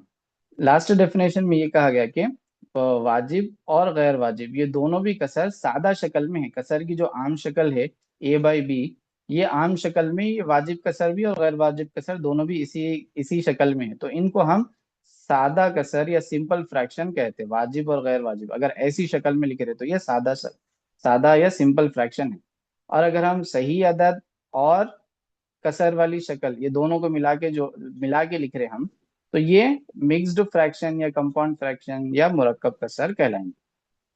तो कसर के अगर हम दो हिस्से, दो टाइप्स अगर समझेंगे, तो एक है सादा कसर, जिसमें वाजिब और गैर वाजिब नंबर कौन सा इस्तेमाल हो रहा है उसके हिसाब से हो जाएगा। और दूसरी है मुरक्कब कसर, जिसमें सही अदद और कसर की शक्ल, ये बटे की शक्ल दोनों इस्तेमाल करके लिखते हैं। क्लियर है।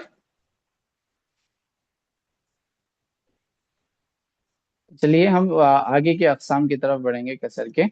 नेक्स्ट टाइप है इसमें यकसा कसूर या लाइक फ्रैक्शन।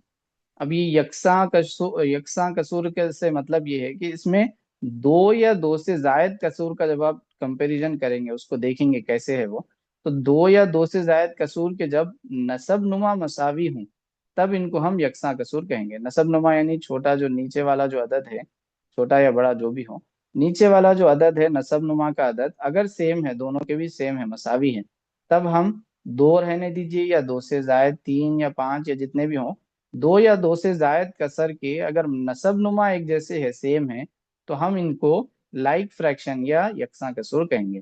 और इसी के बरखिलाफ अगर नसब नुमा मुख्तलिफ है, गैर यकसा है, गैर मसावी है, जैसा यहाँ है, यहाँ 7 है इसका, इसमें 5 है, तो ये दोनों गैर यकसा कसूर या अनलाइक फ्रैक्शन कहलाएंगे। यहाँ पर भी देखिए नसब नुमा अलग अलग है, मुख्तलिफ हैं, तो ये तीनों भी गैर यकसा या अनलाइक फ्रैक्शन कहलाएंगे। तो ये सिंपल है। नीचे का नंबर आप देखेंगे, अगर सेम है तो यकसा कसूर, अगर अलग है तो गैर यकसा कसूर। इसमें आप कसूर की जब आप जमा करेंगे, दो कसर को आप जमा या तफरीक करेंगे, तो वहां पर हमें यकसा कसूर होना ही जरूरी है। यकसा कसूर के साथ ही आप जमा कर सकते हैं या तफरीक कर सकते हैं। अगर यकसा कसूर कसूर नहीं है तो हमें हम उसको डायरेक्ट जमा या तफरीक नहीं कर सकते, उसको हम पहले तब्दील करना पड़ता है यकसा कसूर की शक्ल में। तब्दील करने का तरीका किस तरह से है हम वो देखेंगे। दो गैर यकसा कसूर को यकसा कसूर बनाने के लिए दोनों के नसब नुमा को दूसरे कसर के शुमार कुनिंदा और नसब नुमा से जरब दिया जाता है। मिसाल के तौर पे ये जो हमारे पास 1/7 और 2/5 हम एग्जाम्पल लिए थे, ये दोनों के नसब नुमा अलग अलग है, ये गैर यकसा है। अब इसको हमको बदलना है, यकसा कसूर बनाना है, दोनों के नीचे के नंबर सेम आना है हमको। तो बदलने के लिए हम क्या करेंगे, इस जो पहले वाला कसर है इसके नसब नुमा से ये दूसरे कसर के शुमार कुनिंदा और नसब नुमा दोनों को जरब देंगे। या 1/7 में से 7 लेके हम इन दोनों को जरब दिए। उसके बाद ये सेकंड वाले कसर के नसब नुमा से भी हम वही काम करेंगे, इन दोनों को भी आप जरब देंगे। 5 से आप 1/7 के दोनों नंबर्स को जरब दिए और 7 से 2/5 के दोनों नंबर्स को आप जरब देंगे। जरब देने के बाद जो हासिल होगा वो हमारे यकसा कसूर की शक्ल में मिलेगा। 5 से जरब देंगे, 5 एकन 5 और 5 सत्ते 35, ये नंबर बन गया हमारा। यहाँ पे 7 दूनी 14 और 7 पंजे 35, ये हमारा नंबर बन गया। तो यहाँ आप देखिए ये 1/7 की जगह हम लिखे हैं नंबर 5/35, जो दोनों एक जैसे हैं, सिर्फ इसमें हम इसके मुश्तरिक जुज़े ज़रबी का इस्तेमाल करके ये आदत बनाएंगे। तो सर 5/3 5/35 नसब और नुमा 14। लेके ही जरब देना खाली। हाँ, नसब नुमा लेना है आपको, दोनों का पहले वाला नसब नुमा लेके दोनों को जरब देना दूसरे वाले के नंबर्स को, और दूसरे वाले के नसब नुमा से लेके आप पहले वाले को ही दोनों नंबर्स को जरब देना। ये कब इस्तेमाल सर करेंगे हम, जब दो दो गैर यकसा कसूर हमारे पास है। अगर दो ही नंबर है तो आप ये तरीका इस्तेमाल कर सकते हैं। अगर दो से ज्यादा है तो हम उसके लिए एक और आसान तरीका इस्तेमाल करते हैं, वो हम देखेंगे। ये अगर आपको क्लियर है तो हम आगे बढ़ सकते हैं। 2 से अगर जायद अगर है तो सर एलसीएम का तरीका इस्तेमाल करना पड़ेगा नहीं? हाँ बिल्कुल, एलसीएम का तरीका इस्तेमाल करेंगे, वो हम आगे देखेंगे। पहले ये दो का आप देख लीजिए, अगर किसी को इसमें डाउट है तो बोलिए। तो एक बार फिर से बोलिए नहीं। हाँ, एक बार फिर से बोलूं। इसमें हम क्या कर रहे हैं, देखिए पहले हमारे पास दो गैर यकसा कसूर हमको हासिल हैं, दो गैर यकसा कसूर हमारे पास हैं। तो इसके लिए हम क्या कर रहे हैं, इनको लाइक फ्रैक्शन बनाने के लिए दोनों के नसब नुमा में सेम नंबर है ना, तो ये लाइक फ्रैक्शन है, यकसा कसूर करेंगे। उसके लिए तरीका ये है कि आप पहले वाला जो भी नंबर है उसके नसब नुमा को ले लेना है, लेके सेकंड वाले नंबर के शुमार कुनिंदा और नसब नुमा दोनों को भी जरब देना, उस सेम नंबर से दोनों को भी जरब देना। सेम प्रोसेस इसके साथ भी करना आप। ये पहले वाला जो दूसरे वाले अदद के नसब नुमा को लेना और पहले वाले कसर से जरब देना, शुमार कुनिंदा और नसब नुमा। इन दोनों को आप जरब देने के बाद आपको यकसा कसर इनकी हासिल हो जाएगी। यहाँ जरब देंगे 5 एकन 5 और 5 सत्ते 35, तो ये आपका 5/35 1/7 की दूसरी शक्ल। यहाँ पर 7 दूनी 14 5 सत्ते 35, ये 14/35, ये 2/3 की 2/5 की दूसरी शक्ल कहलाई। अब ये दोनों कसर जो हैं दोनों के नसब नुमा सेम है, यहाँ पे भी 35 यहाँ पे भी 35, तो ये दोनों यकसा कसर बन गए।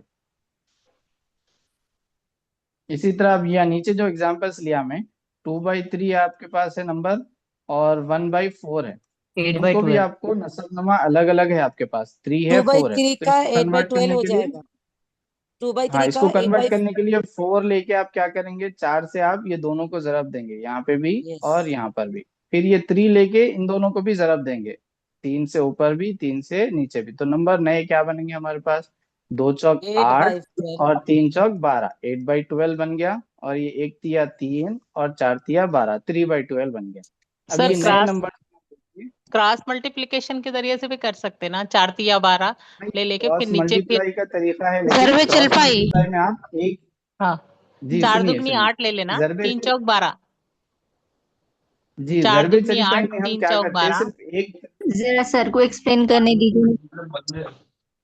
जी जरबे चरीपाई आप जो बोल रहे हैं ना, उसमें एक ही तरफ से आप जरब देते हैं। जैसे 2/3 और 1/4 की आप मिसाल ले रहे, तो आप जरबे चरीपाई में खाली 4 से 12 2 को ही इंटू करते और 3 से 1 को ही जरब देते, ये जरबे चरीपाई कहलाएगा, क्रॉस मल्टीप्लीकेशन। लेकिन हमको क्या करना है, सिर्फ एक को नहीं, दोनों को भी जरब देना है। जरबे चरीपाई का ही तरीका है, लेकिन इसको आप दोनों को जरब देके अलग अलग लिखना है। जरबे चरीपाई में हम क्या करते हैं, इन दोनों को जरब देके लिखते और इन दोनों नीचे वाले नंबर्स को एक साथ लिख देते। जैसा 4 दूनी 8 हो गया और 3 एकन 3 हो गया और 4 तिया 12, एक ही कसर की शक्ल में हमको जवाब मिलता है जरबे चरीपाई में। लेकिन हमको कसर अलग अलग रख के अगर यकसा कसर बनाना है, तो आप क्या करेंगे, सेम नंबर लेके दोनों को भी जरब देना है। तो जरबे चरीपाई का ही तरीका ये थोड़ा सा उससे मुख्तलिफ शक्ल में। ठीक है, अगर क्लियर है तो हम आगे के इस हिस्से में बढ़ेंगे, या फिर अगर और समझाना है तो हम यहाँ दो और सर मिसालें आगे क्लियर है, बढ़ेंगे ध्यान सर, क्लियर है, करके भी आगे हम कर बढ़िए, सकते आगे बढ़िए, आगे क्लियर बढ़ेंगे है। सर।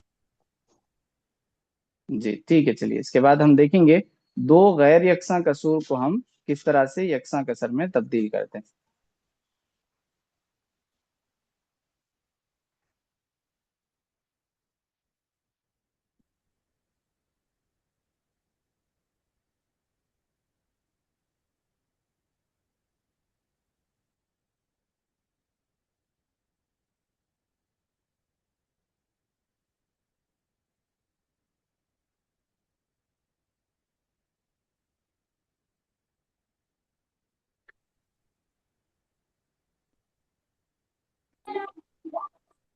सर ये पेपर 2 वालों के लिए भी है यूजफुल? हेलो। जी जी शकील साहब जरा कोहोस दीजिए ना, मैं दोबारा से डिस्कनेक्ट हो गया मेरा नेटवर्क। जी बिल्कुल, जी कुछ पेपर 1 और 2 दोनों के लिए भी। पेपर 1 के लिए ज्यादा है, पेपर 2 के लिए अभी बेसिक है, और आगे आगे जाएंगे तो पेपर 2 का भी इम्प्लीमेंट हो जाएगा। सर थोड़े टर्म्स इंग्लिश में भी इस्तेमाल करें तो अच्छा है, एकदम प्योर उर्दू बोले तो थोड़ा मुश्किल हो रहा अरे है। मैं पूरे हर एक नाम उसका इंग्लिश में भी बता रहा हूँ आपको। जी शुक्रिया। थोड़े नहीं, पूरे इसलिए लिखा ना, मैं साइड हेडिंग सभी के इंग्लिश में भी लिख रहा हूँ। अगर आपको कोई लफ्ज दरमियान में अगर आपको उसका इंग्लिश टर्म पूछना है तो भी आप पूछ सकते हैं।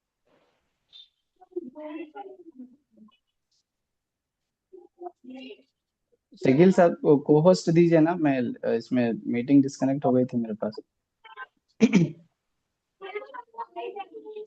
कौन सी क्लास चल रही है अभी? मैथ्स। शुक्रिया शुक्रिया।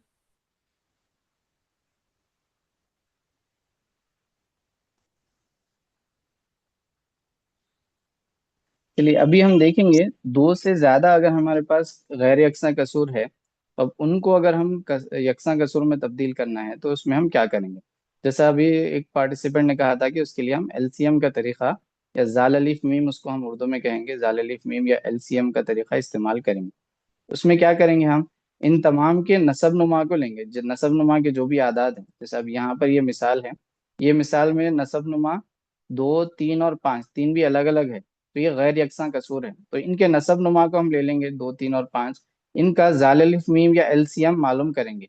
एलसीएम मालूम करने के बाद आपको जो भी नंबर आया, जैसे अब इन तीनों का एलसीएम हो गया 30 एलसीएम होता। अब ये 30 आपका एलसीएम हासिल होने के बाद यहाँ पर जो भी अदद है, नसब नुमा का जो भी अदद है, इन तमाम को 30 बनाने के लिए किससे जरब देना पड़ेगा वो देखेंगे।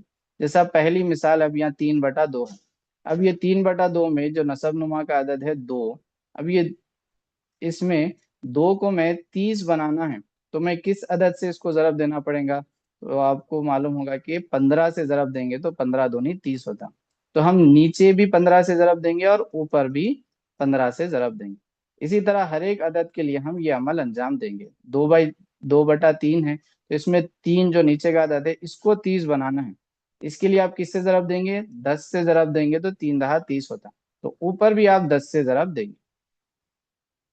ऐसे ही तीसरे वाले अदद में 2/5 जो आपका नंबर है, इसमें भी आपको 5 को 30 बनाने के लिए 6 से ज़रब देना पड़ेगा, तो ऊपर भी आप 6 से ज़रब देंगे। इस तरह आप ज़रब दे के आप लिख लेंगे तमाम आदात को। 15 तिया 45, 15 दूनी 30, यहाँ पर 10 दूनी 20, 10 तिया 30 और 6 दूनी 12 और 6 पंजे 30। अब आप देखिए कि तीनों जो भी कसर है, तीनों के भी नसबनुमा में एक जैसा अदद है, तब ये तीनों भी यकसा कसूर कहलाएंगे। इस तरह हम पहले एलसीएम मालूम करेंगे। जितने भी आपके नंबर्स हैं, तीन तीन कसर रहने दीजिए या तीन से जायद 4 5 जितने भी होंगे, पूरों का आप एलसीएम ले लेंगे। एलसीएम लेने के बाद जो नीचे वाला नसबनुमा वाला अदद है, इसको एलसीएम के बराबर बनाने के लिए ज़रब देंगे किसी भी अदद से। 2 को आप एलसीएम यानी 30 बनाने के लिए ज़रब दिए 15 से। यहाँ पे 3 है, 3 को आप 30 बनाने के लिए 10 से ज़रब दिए।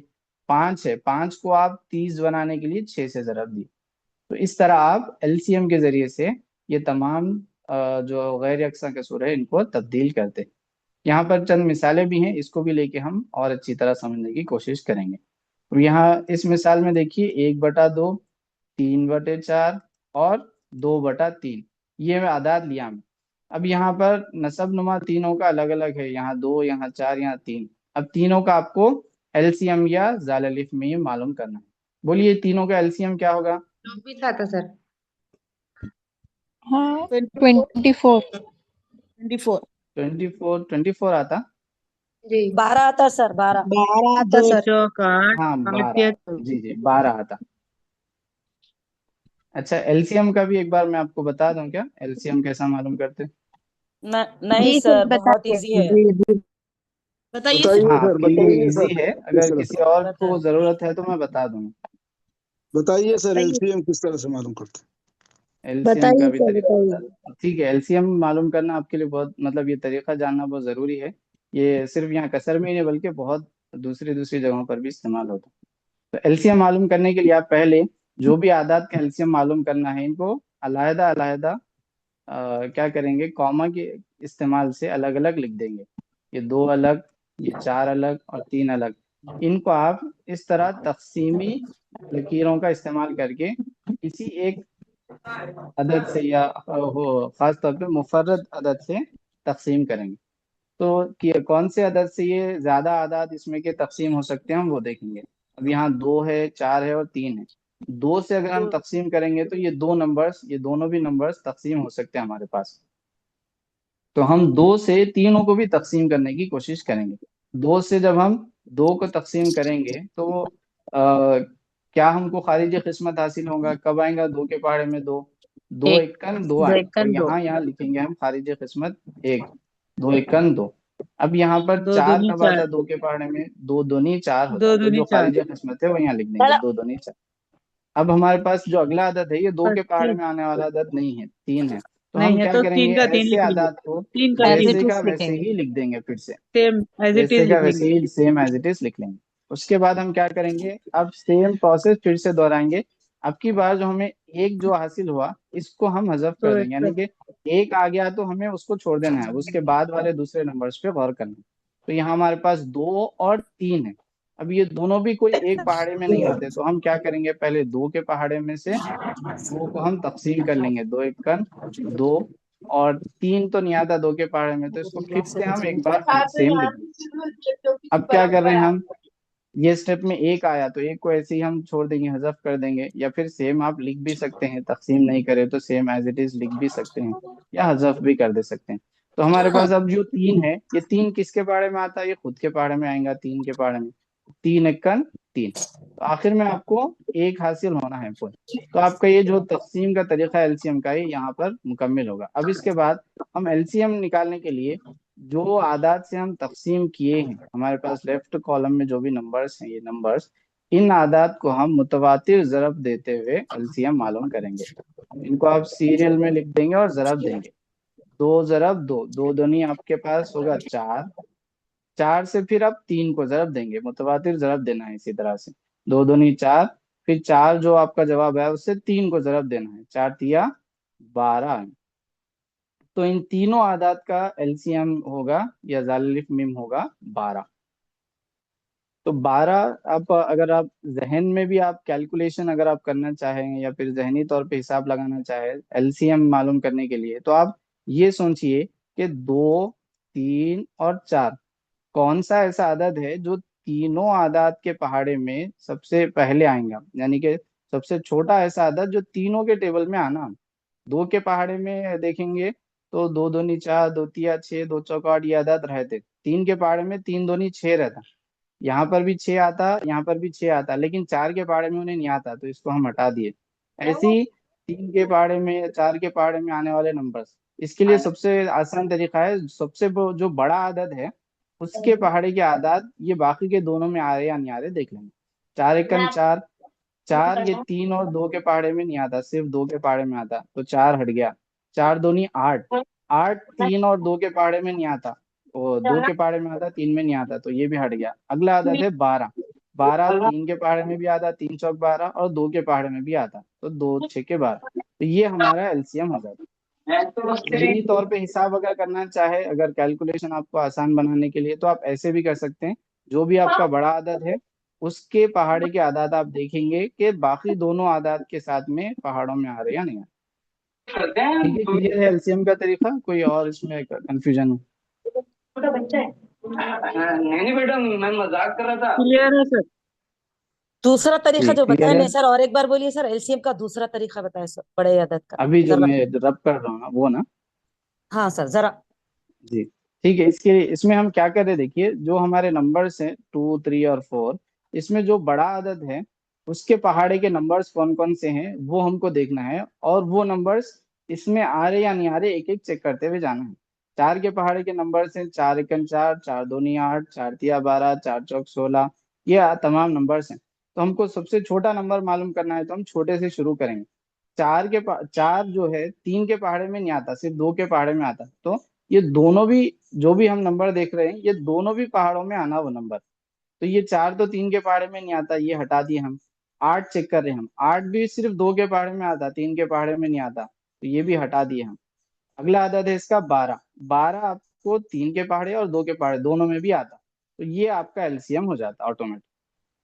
बड़ा आदत लेना है आपको, बड़े आदत के पहाड़े के जो भी आदाद हैं वो लिख लेके ये दोनों के लिए चेक करना कि ये जो भी नंबर है हमारा दोनों के टेबल्स में आ रहा है या नहीं आ रहा। क्लियर है? जज़ाकल्लाह। जी ठीक है।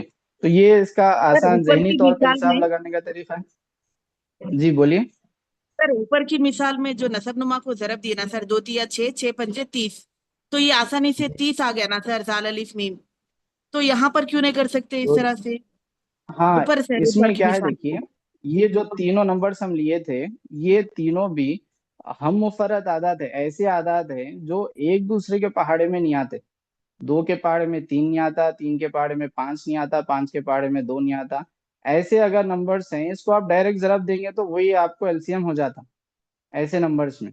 लेकिन अगर आपको कोई ऐसा आदत मिल गया जहाँ पे 2 आदाद एक दूसरे के पहाड़े में आ सकते हैं, जैसा यहाँ पे मिसाल में 2 और 4 है, 2 के पहाड़े में 4 आता, इसीलिए आप डायरेक्ट जरब देंगे तो एलसीएम आपको 24 आ जा रहा, तो वो गलत है। इसके लिए आपको क्या करना पड़ता, या तो आप ऐसा ये मुकम्मल तौर पे ये पूरा तकसीम का तरीका देखना पड़ेगा, या फिर आप क्या करेंगे, ये जो बड़ा आदद है बड़े आदद के पहाड़े में मतलब ये छोटा जो नंबर है ये तो इसका ही एक क्या कहेंगे हम अज्जाए ज़रबी का एक हिस्सा है, तो हम इसको नेग्लेक्ट कर देंगे, डायरेक्ट 4 से ज़रब देंगे, 4 तिया 12। अगर 4 के पहाड़े में 2 आ जा रहा तो इसको हटा देना पड़ता, आप तकसीम इसको फिर इससे एलसीएम कैलकुलेट करने में नहीं लेना, फिर डायरेक्ट इससे ज़रब दे लेना 4 तिया 12। जो आप जी सर, जी सर। सेम टेबल में अगर कोई नंबर आ रहे तो छोटे नंबर को हटा देना, बड़े नंबर से ही आप जरब दे लेना। ये शॉर्टकट तरीके से भी आप एलसीएम ऐसा कर ले सकते। यहाँ ये सेकंड वाली एग्जांपल में भी आप देखिए 5, 4 और 10, इसमें भी 10 के पहाड़े में 5 आ जाता, ये हटा लेना पड़ेगा आपको। 5 हटा लेके डायरेक्ट 4 से 10 को जरब देना। तो 40 आ जाता फिर इसका आंसर? हाँ, इसका एलसीएम 40 आता। आप ये पूरे तकसीमी लॉन्ग प्रोसेस से भी करिए या फिर ये शॉर्टकट में भी करिए, सेम 40 ही आता। अच्छा, जो पहाड़े में नहीं आ रहा, बाकी के जो आधा दो पहाड़े में, दो सेम पहाड़े में आ रहे हैं, तो उसे उसको जरब दे ली तो हो जाता। इतना लेंथी प्रोसेस करने की जी जरूरत नहीं है। जी सर, जज़ाकल्लाह। हाँ जज़ाकल्लाह। ठीक है, चलिए। तो ये एलसीएम का तरीका अगर समझ में आ गया, तो एलसीएम में हम क्या सर कर रहे हैं, 20 आता सेम। ना, उसका एलसीएम 40 कैसे आता? हाँ 20 आता 20 अच्छा, ये 5, 4 और 10 का नहीं, 5, 4 और 10। 20 आता। हाँ हाँ, बराबर। क्योंकि यहाँ पर 5 और 10 ये दोनों भी एक पहाड़े के नंबर से हैं, और 4 और 10 ये भी एक पहाड़े के नंबर से, 2 के पहाड़े में आ जाते हैं इन दोनों भी। तो ऐसी सूरत में आप वो डायरेक्ट शॉर्टकट ट्रिक नहीं निकाल सकते। यहाँ पे आपको 4 और 3 ये दोनों कोई एक पहाड़े के नंबर नहीं थे, तो आप डायरेक्ट जरब दे लिए। यहाँ फिर से एक और एक हो गया कि 4 और 10 भी एक ही पहाड़े के नंबर से, फिर से। तो ये शॉर्टकट ट्रिक क्या है, एक सम कंडीशंस के साथ ही अप्लाई होते हैं। तो इसीलिए बेहतर तरीका, या तो आप ये लॉन्ग मेथड से करिए, या फिर जो भी बड़ा नंबर है, बड़े नंबर के जो अज्जाए ज़रबी है, वो हाँ, अजाफ है, वो लिख अजाजर भी, लीजिए। वो अजाफ अज्जाए में ज़रबी नहीं, अगर, अजाफ लिख लीजिए। हाँ, अजाफ डायरेक्ट में इसके 10 अगर, के पहाड़ के जो नंबर्स हैं, 10 दूनी 20, 10 तिया 30, 10 चौक 40, ये आप लिख लीजिए। ये नंबर्स बाकी के दोनों में आ रहे या नहीं आ रहे, चेक कर लेते हुए गए तो आप आसानी से मालूम कर ले सकते हैं।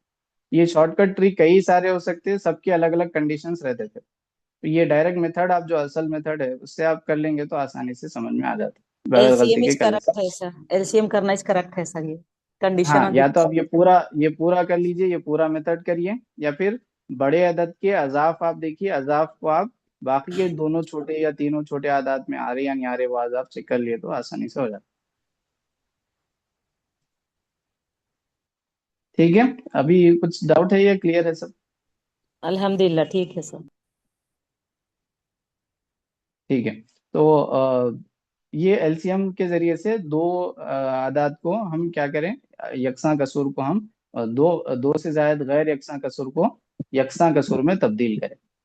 तो आज की क्लास में हम जो जो पढ़े अभी समराइज कर लेंगे। अगर पार्टिसिपेंट्स आप तमाम अगर इसको जारी रखना चाह रहे तो हम आगे के टॉपिक्स देखेंगे, या फिर करीब 1 घंटे से ज्यादा टाइम हो गया, अगर कंक्लूड करना चाह रहे तो आगे कंक्लूड बढ़ेंगे कर सर, सकते। आगे बढ़ेंगे सर सर प्लीज। सर जमा यस सर। तफरीक कसूर की वो थोड़ा डिटेल में समझाइए ना सर। हाँ सर, ठीक है। एक एक दो टॉपिक्स और ऐड कर लेंगे हम, कसर की जमा और कसर की तफरीक, ये दोनों ऐड कर लेंगे और उसके साथ हम क्लास फिनिश कर देंगे। इसका ठीक है, इंग्लिश में बोलिए आप। किसका मैडम? ये आप जो बोले जमा कसर। कसर, कसर को जमा करना, एडिशन ऑफ फ्रैक्शन या सब्ट्रैक्शन ऑफ फ्रैक्शन। हाँ कसर की जी जमा या शुक्रिया। कसर को तफरीक। सर ये जो लास्ट मश्क है ना सर, जैल के गैर यकसा कसूर को यकसा कसूर में तब्दील कीजिए, तो ये 12 आ जी गया ना जी। सर, तो इसके आगे का प्रोसेस बताइए ना सर, हम लोग साइंस के हैं तो थोड़ा बहुत डिफिकल्ट हो रहा था। हाँ मैडम, कौन सा 12 कहाँ है बोला आप? ये फर्स्ट वाली ये एग्जांपल में आया सो जी बोला जी ना? जी सर जी। ये समझ में आ गया आपको, या ये एक्सप्लेन करो बोला? नहीं नहीं, ये 12 तक समझ में आ गया सर, उसके आगे का प्रोसेस जैसा कि ऊपर अच्छा, करे इसके ना आगे सर का, वैसे। ठीक है, फिर जी से मैं बोलता हूँ आपको एक बार। तो पहले तो हम क्या करना है, ये तीनों का एलसीएम मालूम करें। एलसीएम आपको आ गया नंबर 12। ठीक है, अब 12 आपको एलसीएम मालूम हो जाने के बाद आप क्या करेंगे, इनके तीनों के नसब नुमा में क्या आदात हैं वो देखिए। नसब नुमा के आदात को आपको एलसीएम के बराबर बनाना है। नीचे जो भी नंबर है उसको 12 बनाना है, एलसीएम जो भी आया उसके बराबर बनाना है। तो बनाने के लिए आप किससे जरब देंगे, वो आप जरब दे के लिखेंगे। ऊपर के नंबर से हमको मतलब नहीं है, यहाँ पर आप लिखिए या फिर ना लिखिए, ऊपर का मतलब नंबर आप छोड़ देंगे। नीचे का नंबर आपको एलसीएम के बराबर हो जाना, दो आपको 12 बन जाना। तो इसको किससे जरब दिए तो 12 बनता, हमको मालूम है 6 कि से। दो 6 से जरब दिए तो 12 बनता। दो छक्के 12 हो रहा, तो 6 नीचे जब जरब दे रहे तो ऊपर भी आपको जरब देना जरूरी रहता। तो ऊपर भी आप 6 से जरब दिए। यहाँ 4 होता, 4 तिया 12, तो नीचे 3 से जरब दे रहे, ऊपर भी 3 से। 3 12 कब 3 बनेंगे, आप चौक 4 से 12। जरब देंगे। 3 चौक 12, तो हम 4 नीचे जरब दे रहे हैं तो ऊपर भी 4 से। तो अब जरब देके हम पूरे नंबर्स लिख लेना, 1 छक्के 6, 2 छक्के 12, नेक्स्ट 3 तिया 9, 4 तिया 12, उसके बाद 2 चौक 8, 3 चौक 12। तो ये यकसा कसूर में तब्दील हो गए। अब तमाम के जो नसब नुमा है उनमें सेम अदद है।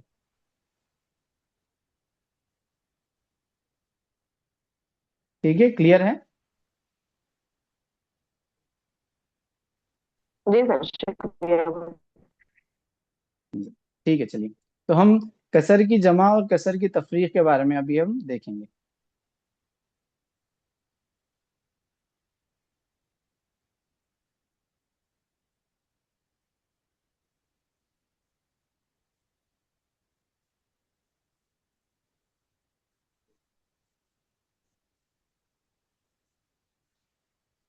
तो हम टॉपिक देख रहे हैं कि सर जरा एक बार लास्ट का स्क्रीन शेयर करिए ना, लास्ट वाला टॉपिक। लास्ट वाला टॉपिक आपको स्क्रीनशॉट ऐसा कुछ लेना है क्या? जी हो सर। हाँ, मैं आपको, मेरे पास पिक्चर्स है ना, वो ग्रुप में शेयर कर देता हूँ, आप डायरेक्टली पिक्चर्स को ले ले सकते हैं। ठीक है सर, स्क्रीनशॉट में आपको फिर जजाक। और क्वालिटी गिर जाती। ठीक है, ठीक है। तो हम देखेंगे कसूर की जमा और इसकी तफरीक किस तरह से होती है। जमा और तफरीक ये दो भी हम देखेंगे। कोई भी कसर को आप करने के लिए क्या करना पड़ेगा, तरीका क्या है, और तफरीक करने के लिए भी क्या तरीका है। तो हम कसर के लिए एग्जांपल ले लेंगे। कोई व्हाइट बोर्ड पे आप दूसरे लोग जरा यूज मत करिए व्हाइट बोर्ड को, थोड़ा डिस्टरबेंस हो जाता। अब वो इमेज शेयर करा था मैं, उससे आसानी से हो जाता, लेकिन व्हाइट बोर्ड में दूसरे लिखे तो डिस्टरबेंस आता। स्क्रीन तो को थोड़ा टच मत कीजिए, मोबाइल को आप, स्क्रीन को टच करे तो लिखा जाता है, स्क्रीन को कोई भी टच मत कीजिए। हाँ, स्क्रीन टच मत करिए, फोन आप नीचे रख देंगे। सुनिए, देखिए कसूर की जमा और कसूर की हम तफरीक देख रहे हैं। तो मिसाल के तौर पे हम कोई दो या दो से जायद कसर ले लेंगे, जैसा 1/2 है, 2/5 है, या फिर 3/10 है। ये अलग अलग दो से ज्यादा में कसर ले लिया। अब तीनों को मैं जमा करना हूँ, ये 1/2, 2/5 और 3/10 तीनों को मैं जमा करना हूँ। तो इसके लिए पहली कंडीशन ये है, जमा करो या तफरीक करो आप, पहली कंडीशन ये है कि ये तीनों भी यकसा कसूर रहें। यकसा कसूर अगर नहीं है तो फिर हम इसको जमा या तफरीक नहीं कर सकते।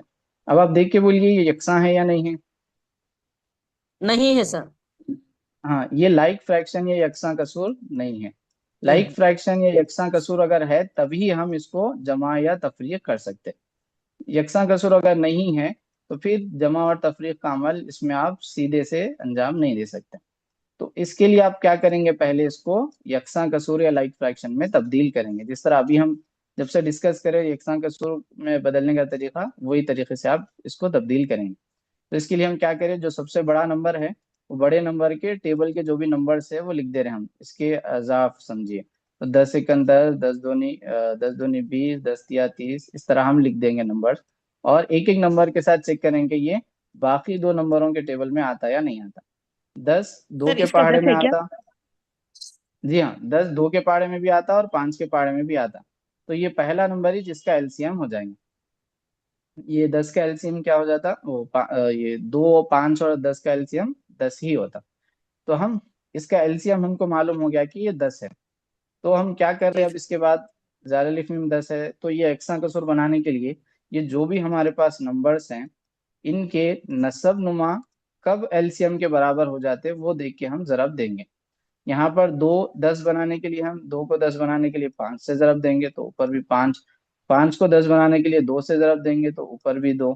यहाँ 10 को 10 बनाने के लिए आपको कोई ज़रूरत ही नहीं है, तो 1 से ज़रब दीजिए या फिर जैसे का वैसे भी लिख दे सकते हैं। तो ये ऑलरेडी 10 है तो कुछ करने की जरूरत भी नहीं है, 1 से ज़रब दिए तो आपको सेम वही आंसर ही चाहता। तो ज़रब दे के लिख लेंगे हम, क्या हो जाते हैं हमारे अगले सेम कसर। ये है 5/2 पंजे 10, 1 पंजे 5, 2/10, ये 2 दूनी 4, 5 दूनी 10 और 3 × 3, 10 × 10। अब ये तीनों भी यकसा कसूर हमारे पास बन गए। यकसा कसूर बन जाने के बाद अब इनको जमा करने के लिए आपको बिल्कुल आसान तरीका है कि बटे में आप क्या करेंगे, यकसा कसूर का जो भी अदद है वो लिख देंगे, और जो शुमार कुनिंदा के जो भी नंबर्स हैं या अदद हैं उनको आप जमा करके लिख देंगे। तो आपका हासिल जो जवाब है वो इनका हासिल जमा हो जाएगा। 12/10 इसका जवाब हो। तो जमा या तफरीक करना कोई मतलब मुश्किल काम नहीं है। असल कसर की जमा या तफरीक के लिए आपको इसको यकसा कसूर में बदलना, ये पहला असल काम है। यकसा कसूर में जैसे ही आप बदल दिए तो ये डायरेक्ट 10 लिख दिया, आप 5 + 4 + 3 कर दिए तो आपको 12/10 ही इसका हासिल जमा अदद है। तफरीक करने के लिए भी आपको सेम यही तरीका अपनाना है। आप ये क्या गैर करेंगे, वाजिब पहले तीनों, कसर हो जा रही ना। जी हाँ, वाजिब और गैर वाजिब, उससे सवाल में आपको वाजिब या गैर वाजिब नहीं पूछे ना। तो यकसा कसर को जमा करने के बाद आपको ये जवाब मिलता। अब इसके बाद आप वाजिब कसर में उसको बदलना है, या फिर इसका जो क्या बोलेंगे हम, अकल तरीन शक्ल में इसको बदलना है, वो अगला स्टेप है, वो हम मैं आगे बताऊंगा। मुआदिल कसर या इक्विवेलेंट फ्रैक्शन जब बताऊंगा तो आपको ये चीज भी क्लियर कर दे सकते हैं। यहाँ पे सिर्फ एडिशन तक आपको समझ में आ गया तो बस, पूरे कॉन्सेप्ट एक जगह मिक्स कर दिए तो मुश्किल हो जाती सर इसकी है। तफरीक जमा की करें फिर या, भी बताइए। हाँ जमा के अंदर आपको समझ में आ गया कैसा करें हम। हाँ सर समझ में आ गया, चलिए, तफरीक का हाँ भी बता दीजिए। हाँ, तफरीक का भी हम देखेंगे। तफरीक के सर लिए, तफरीक बोल तो इसी को ही तफरीक की अलामत डाल दिए तो तफरीक बन जाता ना सर, सेम रहता हाँ मेथड। बिल्कुल वही, वही एक बार मैं एक और मिसाल ले लेके ये समझा देता हूँ। कैंसिल होता ना सर ठीक है, वो, क्या बोले मैडम? ये कैंसिल होता ना 10/10, 12/10। हाँ और मैडम, कैंसिल कैंसिल होता, कैंसिल होके आप इसकी बोल जो रहा अकल हूँ। तरीन शक्ल है वो लिखते। कैंसिल अच्छा, करने के अभी बाद कागज आपको होता। ये 2 के टेबल से कैंसिल होता। दो हाँ छक्के वही 12, दो पंजे 10, सिक्स दो बाई 15। फाइव इसकी अकल तरीन शक्ल रहती। ये अकल तरीन शक्ल का जो कॉन्सेप्ट है वो हम इक्विवेलेंट फ्रैक्शन या मादल कसर का कॉन्सेप्ट देने के बाद ही ये देंगे तो समझ में आता। जो पहली बार ये चीज देख रहे हैं उनके लिए कंफ्यूजन की बात बन जाती, फिर ये दो नंबर से एक जैसा कैसे है। ठीक है, अभी तो अभी तक के लिए सिर्फ आप ये समझ में आ गया कि ये दोनों को जमा करें तो आपको ये नंबर बन रहा, तो आप काफी है। आगे हम आगे पढ़ेंगे तो और इसकी डिटेल देखेंगे। ठीक है, जज़ाकल्लाह।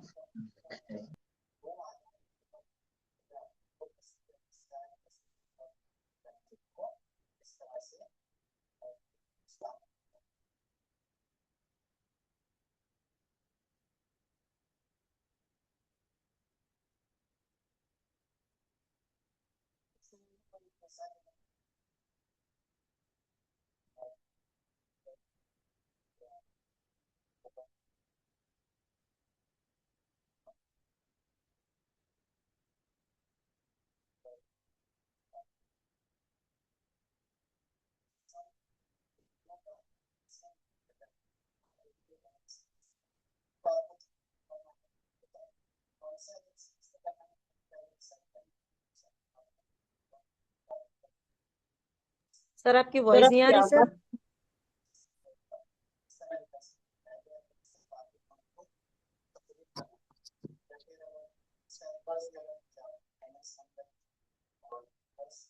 आपकी वॉइस नहीं आ रही है आवाज सर। नहीं आ रही है सर, आपकी आवाज नहीं आ रही।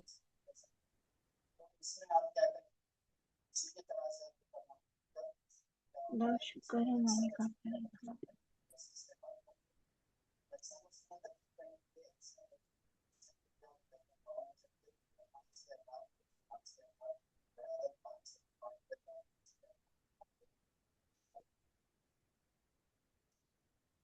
सर आवाज नहीं आ रही सर।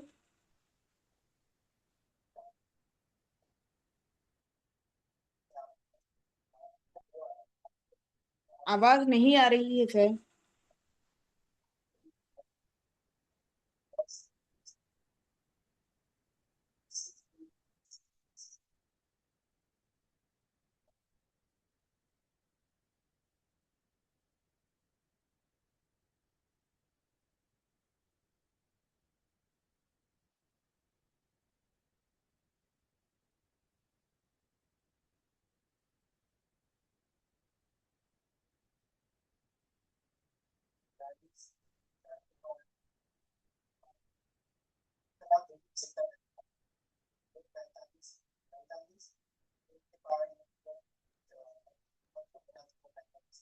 साउंड नहीं आ रहा सर।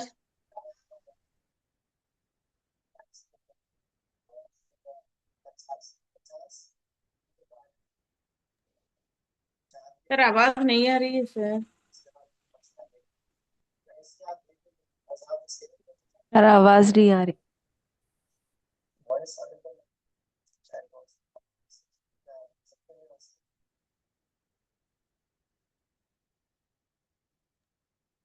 सर आवाज नहीं आ रही और इसका साठ आना है।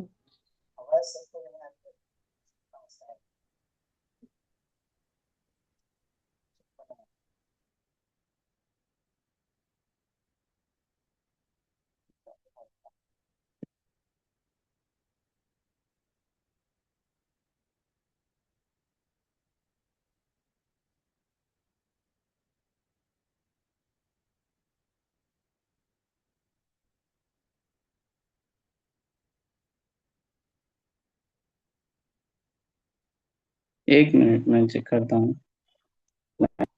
अब आ अभी आ रही रही है सर। अब आ रही सर। हाँ, अभी आवाज आ रही है क्या?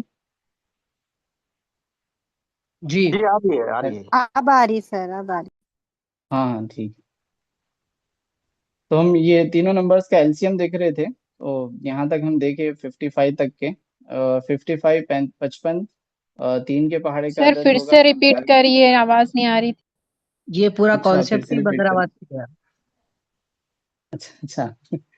ठीक है ठीक है, मैं चैट बॉक्स में मैसेज शुरू से नहीं देखा वो, इसीलिए पूरा डिस्टर्ब हो गया। ठीक है चलिए। तो मैं तफरीक के बारे में बता रहा था। कोई भी दो या दो से जायद अगर कसर है, उसके तफरीक के बारे में आपको देखना है। तो हम क्या करेंगे कि किस अदद से किसको तफरीक करना है वो सवाल में आपको दिया जाता है। जैसे थोड़ा आपको बोर्ड सवाल को अगर नीचे ऐसा है। करिए सर, बोर्ड को नीचे करिए सर, थोड़ा नंबर्स थोड़े चले गए ऊपर, नीचे करिए। वो नीचे करना है। बराबर है। इसका प्रोसेस कैसा है जी? सही है, वो सही। ठीक है, बराबर है। बराबर है सर। हाँ ठीक है, अच्छी बात। चलिए अभी मैं नीचे कर दिया उसको, देखेंगे अभी।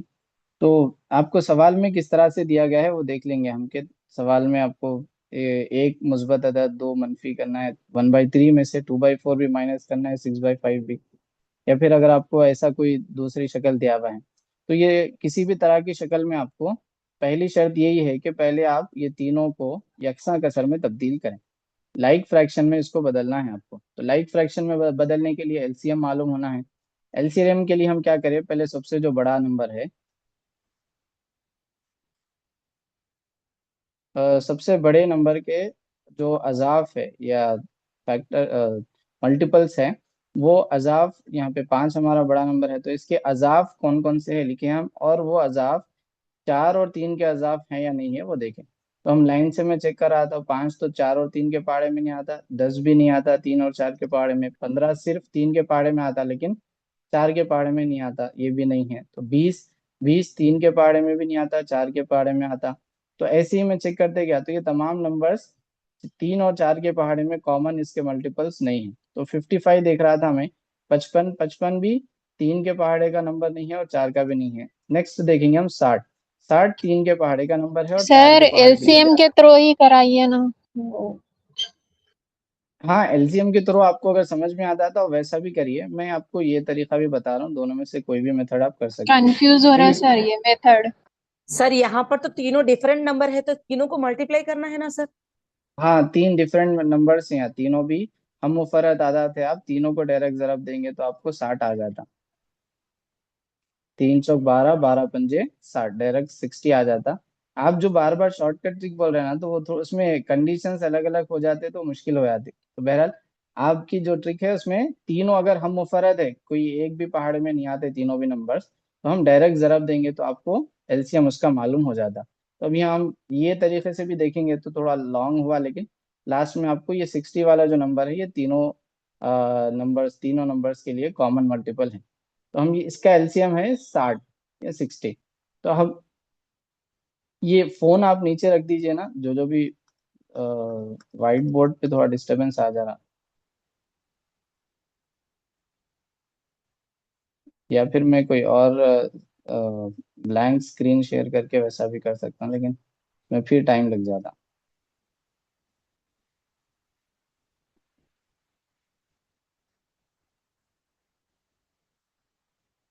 चलिए। तो देख रहे थे हम कि पहले हम क्या करेंगे, इसको जमा या तफरीक करने के लिए इसका एलसीएम मालूम करके इक्विवेलेंट फ्रैक्शन में तब्दील करेंगे, मादल कसर में। अब मादिल कसर में तब्दील कर, सॉरी, लाइक फ्रैक्शन में तब्दील करेंगे या यकसा कसर में। इसके लिए हम एलसीएम मालूम करें, और उसके बाद में अब जो नीचे के जो भी नंबर्स हैं, हमारा 3 है 1/3 में, और 4 है 1/4 में, और 5 है 1/6 और 2/4 में, और 6/5। अब इनको 60 आपको बनाना है। एलसीएम जो हमारा 60 है ना, तो ये 60 बनाने के लिए आप किससे जरब देंगे वो आप देखेंगे। 20, 30 20 को से। आप 20 से जरब देना पड़ेगा, 20 से। तो आप यहाँ ऊपर जो एक है इसको भी 20 से जरब देना पड़ेगा। यहाँ पे आपको 2 है, तो 4 को आप 60 बनाने के लिए किससे जवाब देना पड़ेगा? 15। 15 से जवाब देना पड़ेगा। 15 चौक 60। तो आप सेम ऊपर वाले नंबर को भी आप जवाब देंगे 15 से। 5 को आप 60 बनाने के लिए 12 से जवाब देना पड़ेगा। 12 पंजे 60। तो ऊपर के नंबर को भी आप 12 से जवाब देंगे। 12 पंजे 60 और 12 छक्के 12। तो सर हम ये 60 को 3 से तकसीम करने पर जिससे जवाब देना है वो आ जाता ना सर, उतना सोचने की जरूरत नहीं पड़ती ना। अरे कौन गुस्सा निकाल रहे थे स्क्रीन पे? डिवाइड में से खतीजा जाऊंगा खतीजा और खतीजा मैडम, आपका स्क्रीन, आपकी वजह से जो है ना स्क्रीन डिस्टर्ब हो रही है, जरा मेहरबानी फरमाकर आप मत इस्तेमाल कीजिए, स्क्रीन को टच में कीजिए। आधा किलो नकोला सब जरा पाव किलो चला। जी अभी कुछ बोल रहे थे मैडम, डायरेक्ट कुछ शॉर्ट सर तरीका। यहाँ पर एलसीएम 60 आया ना, तो हर इसके जी नसब हाँ, नुमा से अगर इससे तकसीम करे तो किससे जवाब देना है वो आ जाता ना, तो सोचना हाँ नहीं पड़ता तकसीम, उतना। हाँ बराबर बराबर। अब वो तकसीम करके फिर जवाब देना, अब तो वो एक स्टेप नया, मतलब एक और एडिशन स्टेप जैसा हो जाता हो। इसीलिए मैं क्या करा, सिर्फ सोच के लिख दो बोल के बोला, तो फिर वो स्टेप के तौर पे उसको बताया तो लॉन्ग स्टेप हो जाता फिर। तो एक्चुअल आप जो बोले वैसा एक स्टेप है वो भी, कि पहले आप क्या करेंगे, 3 से 60 को तकसीम करेंगे। 60 को तकसीम करने के बाद 20 बाकी 20 आपको जवाब आता, 20 से आप ये दोनों को जवाब दे। तो हर एक नंबर से तकसीम करने के बाद आपको किससे जवाब देना है वो मालूम हो जाए।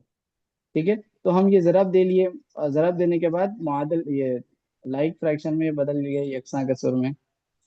अरे अरे अरे अरे खतीजा खतीजा मैडम मैडम, बच्चों की वजह से रही है खतीजा बिट्टी। खाना मैडम, आप, आपकी वजह से क्लास डिस्टर्ब हो रही है, मेहरबानी फरमाकर आप अपने स्क्रीन को मत कीजिए, या आपके आपका फोन कोई बच्चे इस्तेमाल कर रहे हैं शायद, जरा उनसे ले लीजिए। सर ग्रुप से निकाल दीजिए, ऐसा हुआ तो कैसे सर, सबको डिस्टर्ब हो रहा ना। नहीं ऐसा नहीं बोल सकते, लेकिन उनके पास कोई बच्चे इस्तेमाल कर रहे हो। थोड़ा कुछ गलती हो सकती, जानबूझ के तो नहीं गलती करते कोई भी, नहीं, टीचर गलती से हो अपन सकती। एक इसे नज्म जब्त में रहना पड़ता ना सर। जी जी बिल्कुल बिल्कुल दुरुस्त है, बिल्कुल। लेकिन हम जी ऐसा सख्ती से नहीं बोल सकते। खैर हमसे रिक्वेस्ट कर ले सकते, ठीक है। चलिए हम कंटिन्यू करेंगे। तो हम ये जरब देने के बाद आदाद लिख लेंगे, ऊपर 20 एकम 20, यहाँ पर नीचे तो 60 हो गया हमारा। उसके बाद देखेंगे 15 दूनी 30 है, नीचे 15 चौक 60 ही है हमारे पास, और ऊपर 12 चौक 48, और नहीं 12 चौक नहीं, 12 छः 6 है ना, 12 72 छः आता ना, 72 है। 72। हाँ 6 है, बराबर 72। बराबर बराबर। जी हाँ, 12 छः 72, और नीचे आपको 60। तो अब ये आपको मादिल, ये आपके जो यकसा कसूर में हम इसको बदल दिए। अब जो भी आपके नंबर्स हैं, ये 1/3 की जगह आप 20/60 लिखेंगे। जो भी आपके नंबर्स आपको यकसा कसूर मिले, उसके बजाय हम हमारा जो यकसा कसूर वाला अदद है वो अदद लिखेंगे। ये वाली मिसाल होने दीजिए, या फिर ये वाली मिसाल। यहाँ पे दो क्वेश्चंस लिया एक्चुअली, अगर कहा गया तो मैं ए और बी दो क्वेश्चंस लिया। तो आप पहले वाले क्वेश्चन को हल करने के लिए नंबर सेम है, खाली अलामतें बदला में। तो फर्स्ट क्वेश्चन को हल करने के लिए 1/3 के बजाय मैं क्या लिख रहा हूँ, 20/60 लिख रहा हूँ। उसके बाद ये माइनस वैसे ही लिखा मैं। उसके बाद 2/4 के बजाय मैं लिखूंगा 30/60। उसके बाद फिर से ये माइनस वैसे ही है। 6/5 के बजाय मैं लिखूंगा 72/60, जो मेरा इक्वल इक्वल जो लाइक फ्रैक्शन में बनाया था वो। ये ए वाला आंसर करने के लिए हम कर रहे हैं। अब ये इसके बाद ये जो जमा के लिए हम तरीके में जो करे थे, हमके सेम जो नसब नुमा है फिर से लिख दिए 60 एक ही बार। और ऊपर के नंबर्स को हम उनकी अलामतों के साथ लिखेंगे। जमा करने के लिए हम जमा की अलामत के साथ लिखे थे, अब यहाँ पर माइनस माइनस है दोनों के, तो इनकी अलामत के साथ हम आदाद लिखेंगे। अलामत के साथ लिखना ये इसका अहम स्टेप है तफरीक के अंदर। खासकर खाली जमा है तो आप जमा डाल के ही लिखते, कैसा भी जमा करना ही रहता है। यहाँ पर आपको जो भी अलामतें आदाद के साथ में दी गई है, नंबर से पहले या आगे जो भी अलामतें हैं, वो अलामत के साथ नंबर लिखेंगे आप। ठीक है, तो ये 20 वैसे ही लिखे हम, और 30 से पहले माइनस है तो -30 लिखे। यहाँ 72 से पहले माइनस है तो -72 लिखे। अब इसके बाद आप इन लोगों को, ये जितने भी आदाद हैं, इनको सर ऊपर पहले क्वेश्चन में माइनस। 1/3 प्लस 2/4 डाले, और नीचे क्या करें हाँ आप, मैडम, माइनस दो माइनस। क्वेश्चन है, दो क्वेश्चन है इसमें। ये बी वाला क्वेश्चन है, ये ए वाला है। तो मैं पहले ए वाला करा दूं, यहाँ पर ए बोल के लिखा भी देखिए। तो ए वाला क्वेश्चन हम पहले करें, फिर सेम नंबर्स के साथ खाली अलामतें बदल के सेकंड क्वेश्चन बनाया मैं, तो बी वाला भी करेंगे। ठीक है, क्लियर है? तो यस यस पहले सर हम ये वाले क्वेश्चन हम 20 देखेंगे। minus 102. हाँ, अब इसमें क्या करेंगे, अब ये स्टेप में क्या करेंगे, इसमें आप देखेंगे जितने माइनस वाले नंबर्स हैं, मनफी आदात है, उनको जमा करके एक साथ लिख दीजिए, और जितने मुस्बत आदात हैं उनको जमा करके एक साथ लिख दीजिए।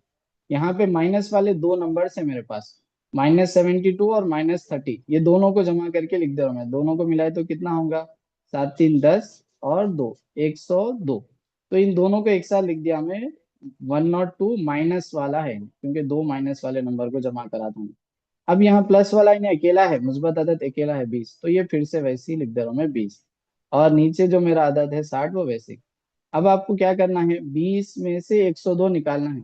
तो ये 20 में से 102 तो नहीं निकलते, 20 में से 20 निकाल देंगे, बाकी कितने आपको निकालना बाकी 82. रहता है वो माइनस के साथ लिख देना। बाकी आपको -82/60। 82 निकालना बाकी रहता, तो माइनस अभी बाकी है, 82 के साथ आप ये 60 लिख देंगे। तो ये आपका जवाब है -82/60। इसको आप फिर आप लीस्ट फ्रैक्शन में भी कन्वर्ट करके लिख सकते हैं, जो हम आगे देखेंगे। अभी तक के लिए आप ये समझ गए तो काफी है, ठीक है। ये अगर क्लियर है तो हम ये सेकंड वाली एग्जांपल, बी वाली एग्जांपल को भी देखेंगे। ये फर्स्ट वाला यस सर। एग्जांपल क्लियर है, ये वाला क्वेश्चन। हाँ, यस सर। चलिए अभी हम इसको मेट देके बी वाला सवाल करेंगे। इसमें नंबर सेम है, इसीलिए मैं ऊपर का पार्ट जो हम इक्विवेलेंट फ्रैक्शन बनाए वो ऊपर का पार्ट वैसे ही रख देंगे, सिर्फ नीचे नीचे खाली अलामतें बदल के हम क्वेश्चन करें।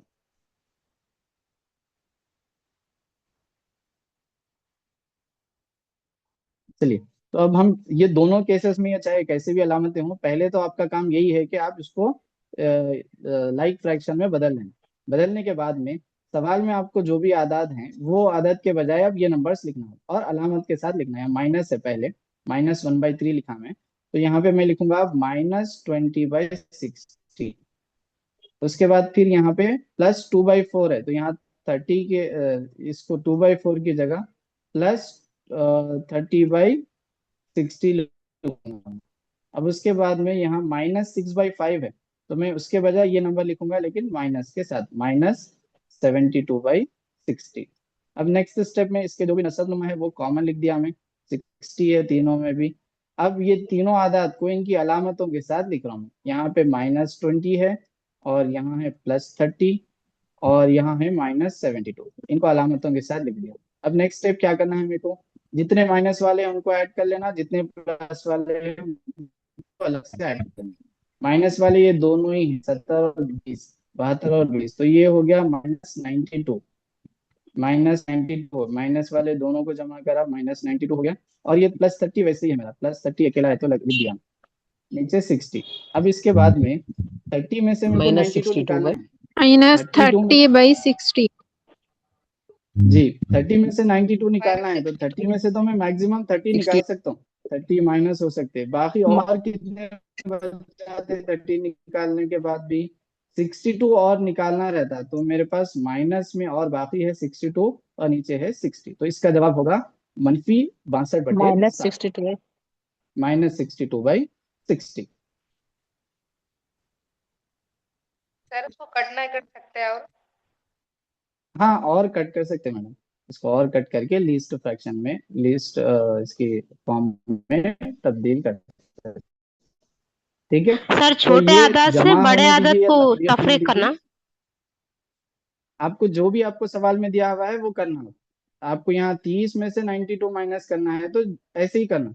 30 में से 92 माइनस करने के लिए हम क्या करें, 30 में से 30 निकाल दिए पहले, तो 30 में से हम मैक्सिमम 30 रुपए देना है, 30 रुपए में से 92 रुपए देना है, समझिए आप 30 रुपए आपके पास है, 92 रुपीज आपको देना है किसी को, तो 30 रुपए तो आप दे देंगे, और कितने देना बाकी रहता, वो माइनस के साथ है उसका मतलब, और 62 आपको देना बाकी रहता, तो -62 आप लिखेंगे इसका जवाब। 30 में से 92 माइनस करने पर आपको -62 बचेगा, ठीक है। सवाल में आपको बड़ा नंबर या छोटा नंबर जो नहीं भी सर, आपको दिया यहाँ गया पर है, बोलिए। सर यहाँ पर -20 +30 -72 है ना, तो अपन माइनस और प्लस हो रहा, तो माइनस होता बोल के वैसा नहीं करना है, माइनस वालों को प्लस कर लेना है पहले। हाँ वो ओके ना सर? माइनस अगर प्लस सपोज फिर दो मैं जमा है, फॉर्मूला या फिर नहीं सर, तो अगर पहले दो तो बार दो जमा जमा जमा को है अलग वहां से जमा पर, कर लेना। तो उनको जमा कर लेना पहले। हाँ पहले अगर यहाँ 3 नंबर है ना, तो इसीलिए कोई 2 माइनस वाले है, एक प्लस वाला है। अगर यहाँ पे एक और नंबर में ऐड कर दिया, समझिए मिसाल के तौर पे एक बार 20 लिखा मैं, तो पहले हाँ प्लस वालों को एक बार ऐड कर लेना, 30 जमा 20 50, और फिर माइनस वालों को ऐड करके लिख देना -92। हाँ, फिर अब अलामत। आप आंसर करेंगे, ठीक है। अच्छा, जिसकी अलामत अलामत के हिसाब से आप ज्यादा इसको है। माइनस करेंगे, ओके सर, ओके। ठीक है। अब वो अलामत किसकी बड़ी है, उस वो अलामत लगाना, ये सारे मैं लॉजिक वगैरह सब चीजें समझाया, तो जो साइंस वाले हैं, जो सोशल वाले हैं, उनके लिए बहुत मुश्किल हो जाती है। मैथ्स वालों को ये सुनते सुनते आसानी से समझ जाते हैं। आप बड़े अदद की अलामत लगाना या जो भी काम करना है वो पहले से सुन रहे हैं, आपके लिए नया नहीं है।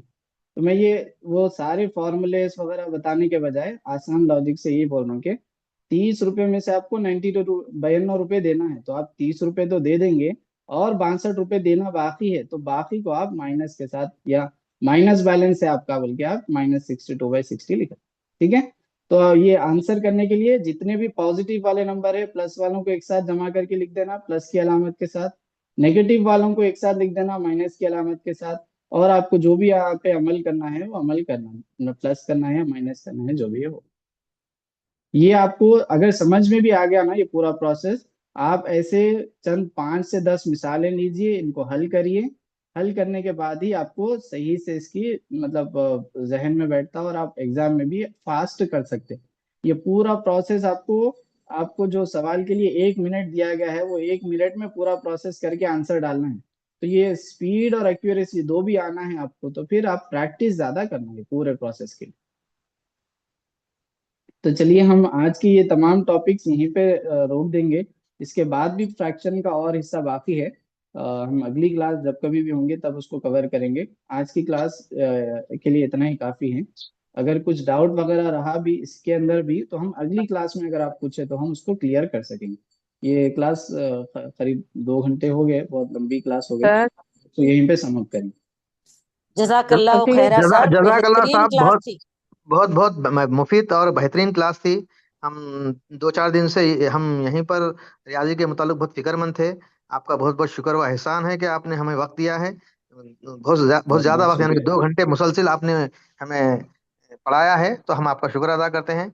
और तमाम टीचर्स से गुजारिश है कि जब कभी भी जो क्लास है वो क्लास को वक्त पे पहुंचे, ताकि आप भी इस्तेफादा हो और तमाम लोग इस्तेफादा। हम दोबारा दोबारा पूछेंगे सवाल तो क्लास भी डिस्टर्ब होती है और वक्त जाया होया था। तो लिहाजा जो अब 5:30 बजे करेक्ट एग्जैक्टली साइकोलॉजी की क्लास है, तो आप 5:30 बजे करेक्ट ज्वाइन हो जाएं, ताकि हम प्रोग्राम का मुस्तफीद हासिल कर सकें और मुकम्मिल सबक हम सुन सकें। फिर बीच में आके हम वो नहीं सुने, फिर दोबारा दोहराओ बोले तो क्लास भी डिस्टर्ब हो जाती है। लिहाजा मैं तमाम लोगों का शुक्र अदा करता हूँ कि वो इस क्लास को ज्वाइन किए हैं, सुने हैं, और काफी अच्छा मवाद हासिल करते हुए, सीखते हुए हम अपने टेट की क्वालिफिकेशन के लिए में लगे हैं। जज़ाकल्लाहु खैरन। सर यहीं पर आपका भी शुक्रिया, जो मैथ्स के टीचर को बहुत आप बहुत अरेंज शुक्रिया। करे। सर इनको ही सर रखिए सर। सार को ही रखिए सर, अब दूसरों को चेंज मत करिए मैथ्स के लिए। रिक्वेस्ट कीजिए सर से। तो सर सुनने की सर हद है कि प्लीज। मतलब सर आपको फिजिक्स जी आता समझी सर, मैं मगर फिजिक्स के साथ मैथ्स नहीं नहीं, मैं जबरदस्त पहले थी। ही आपको इंट्रोडक्शन करते वक्त बोला था कि सर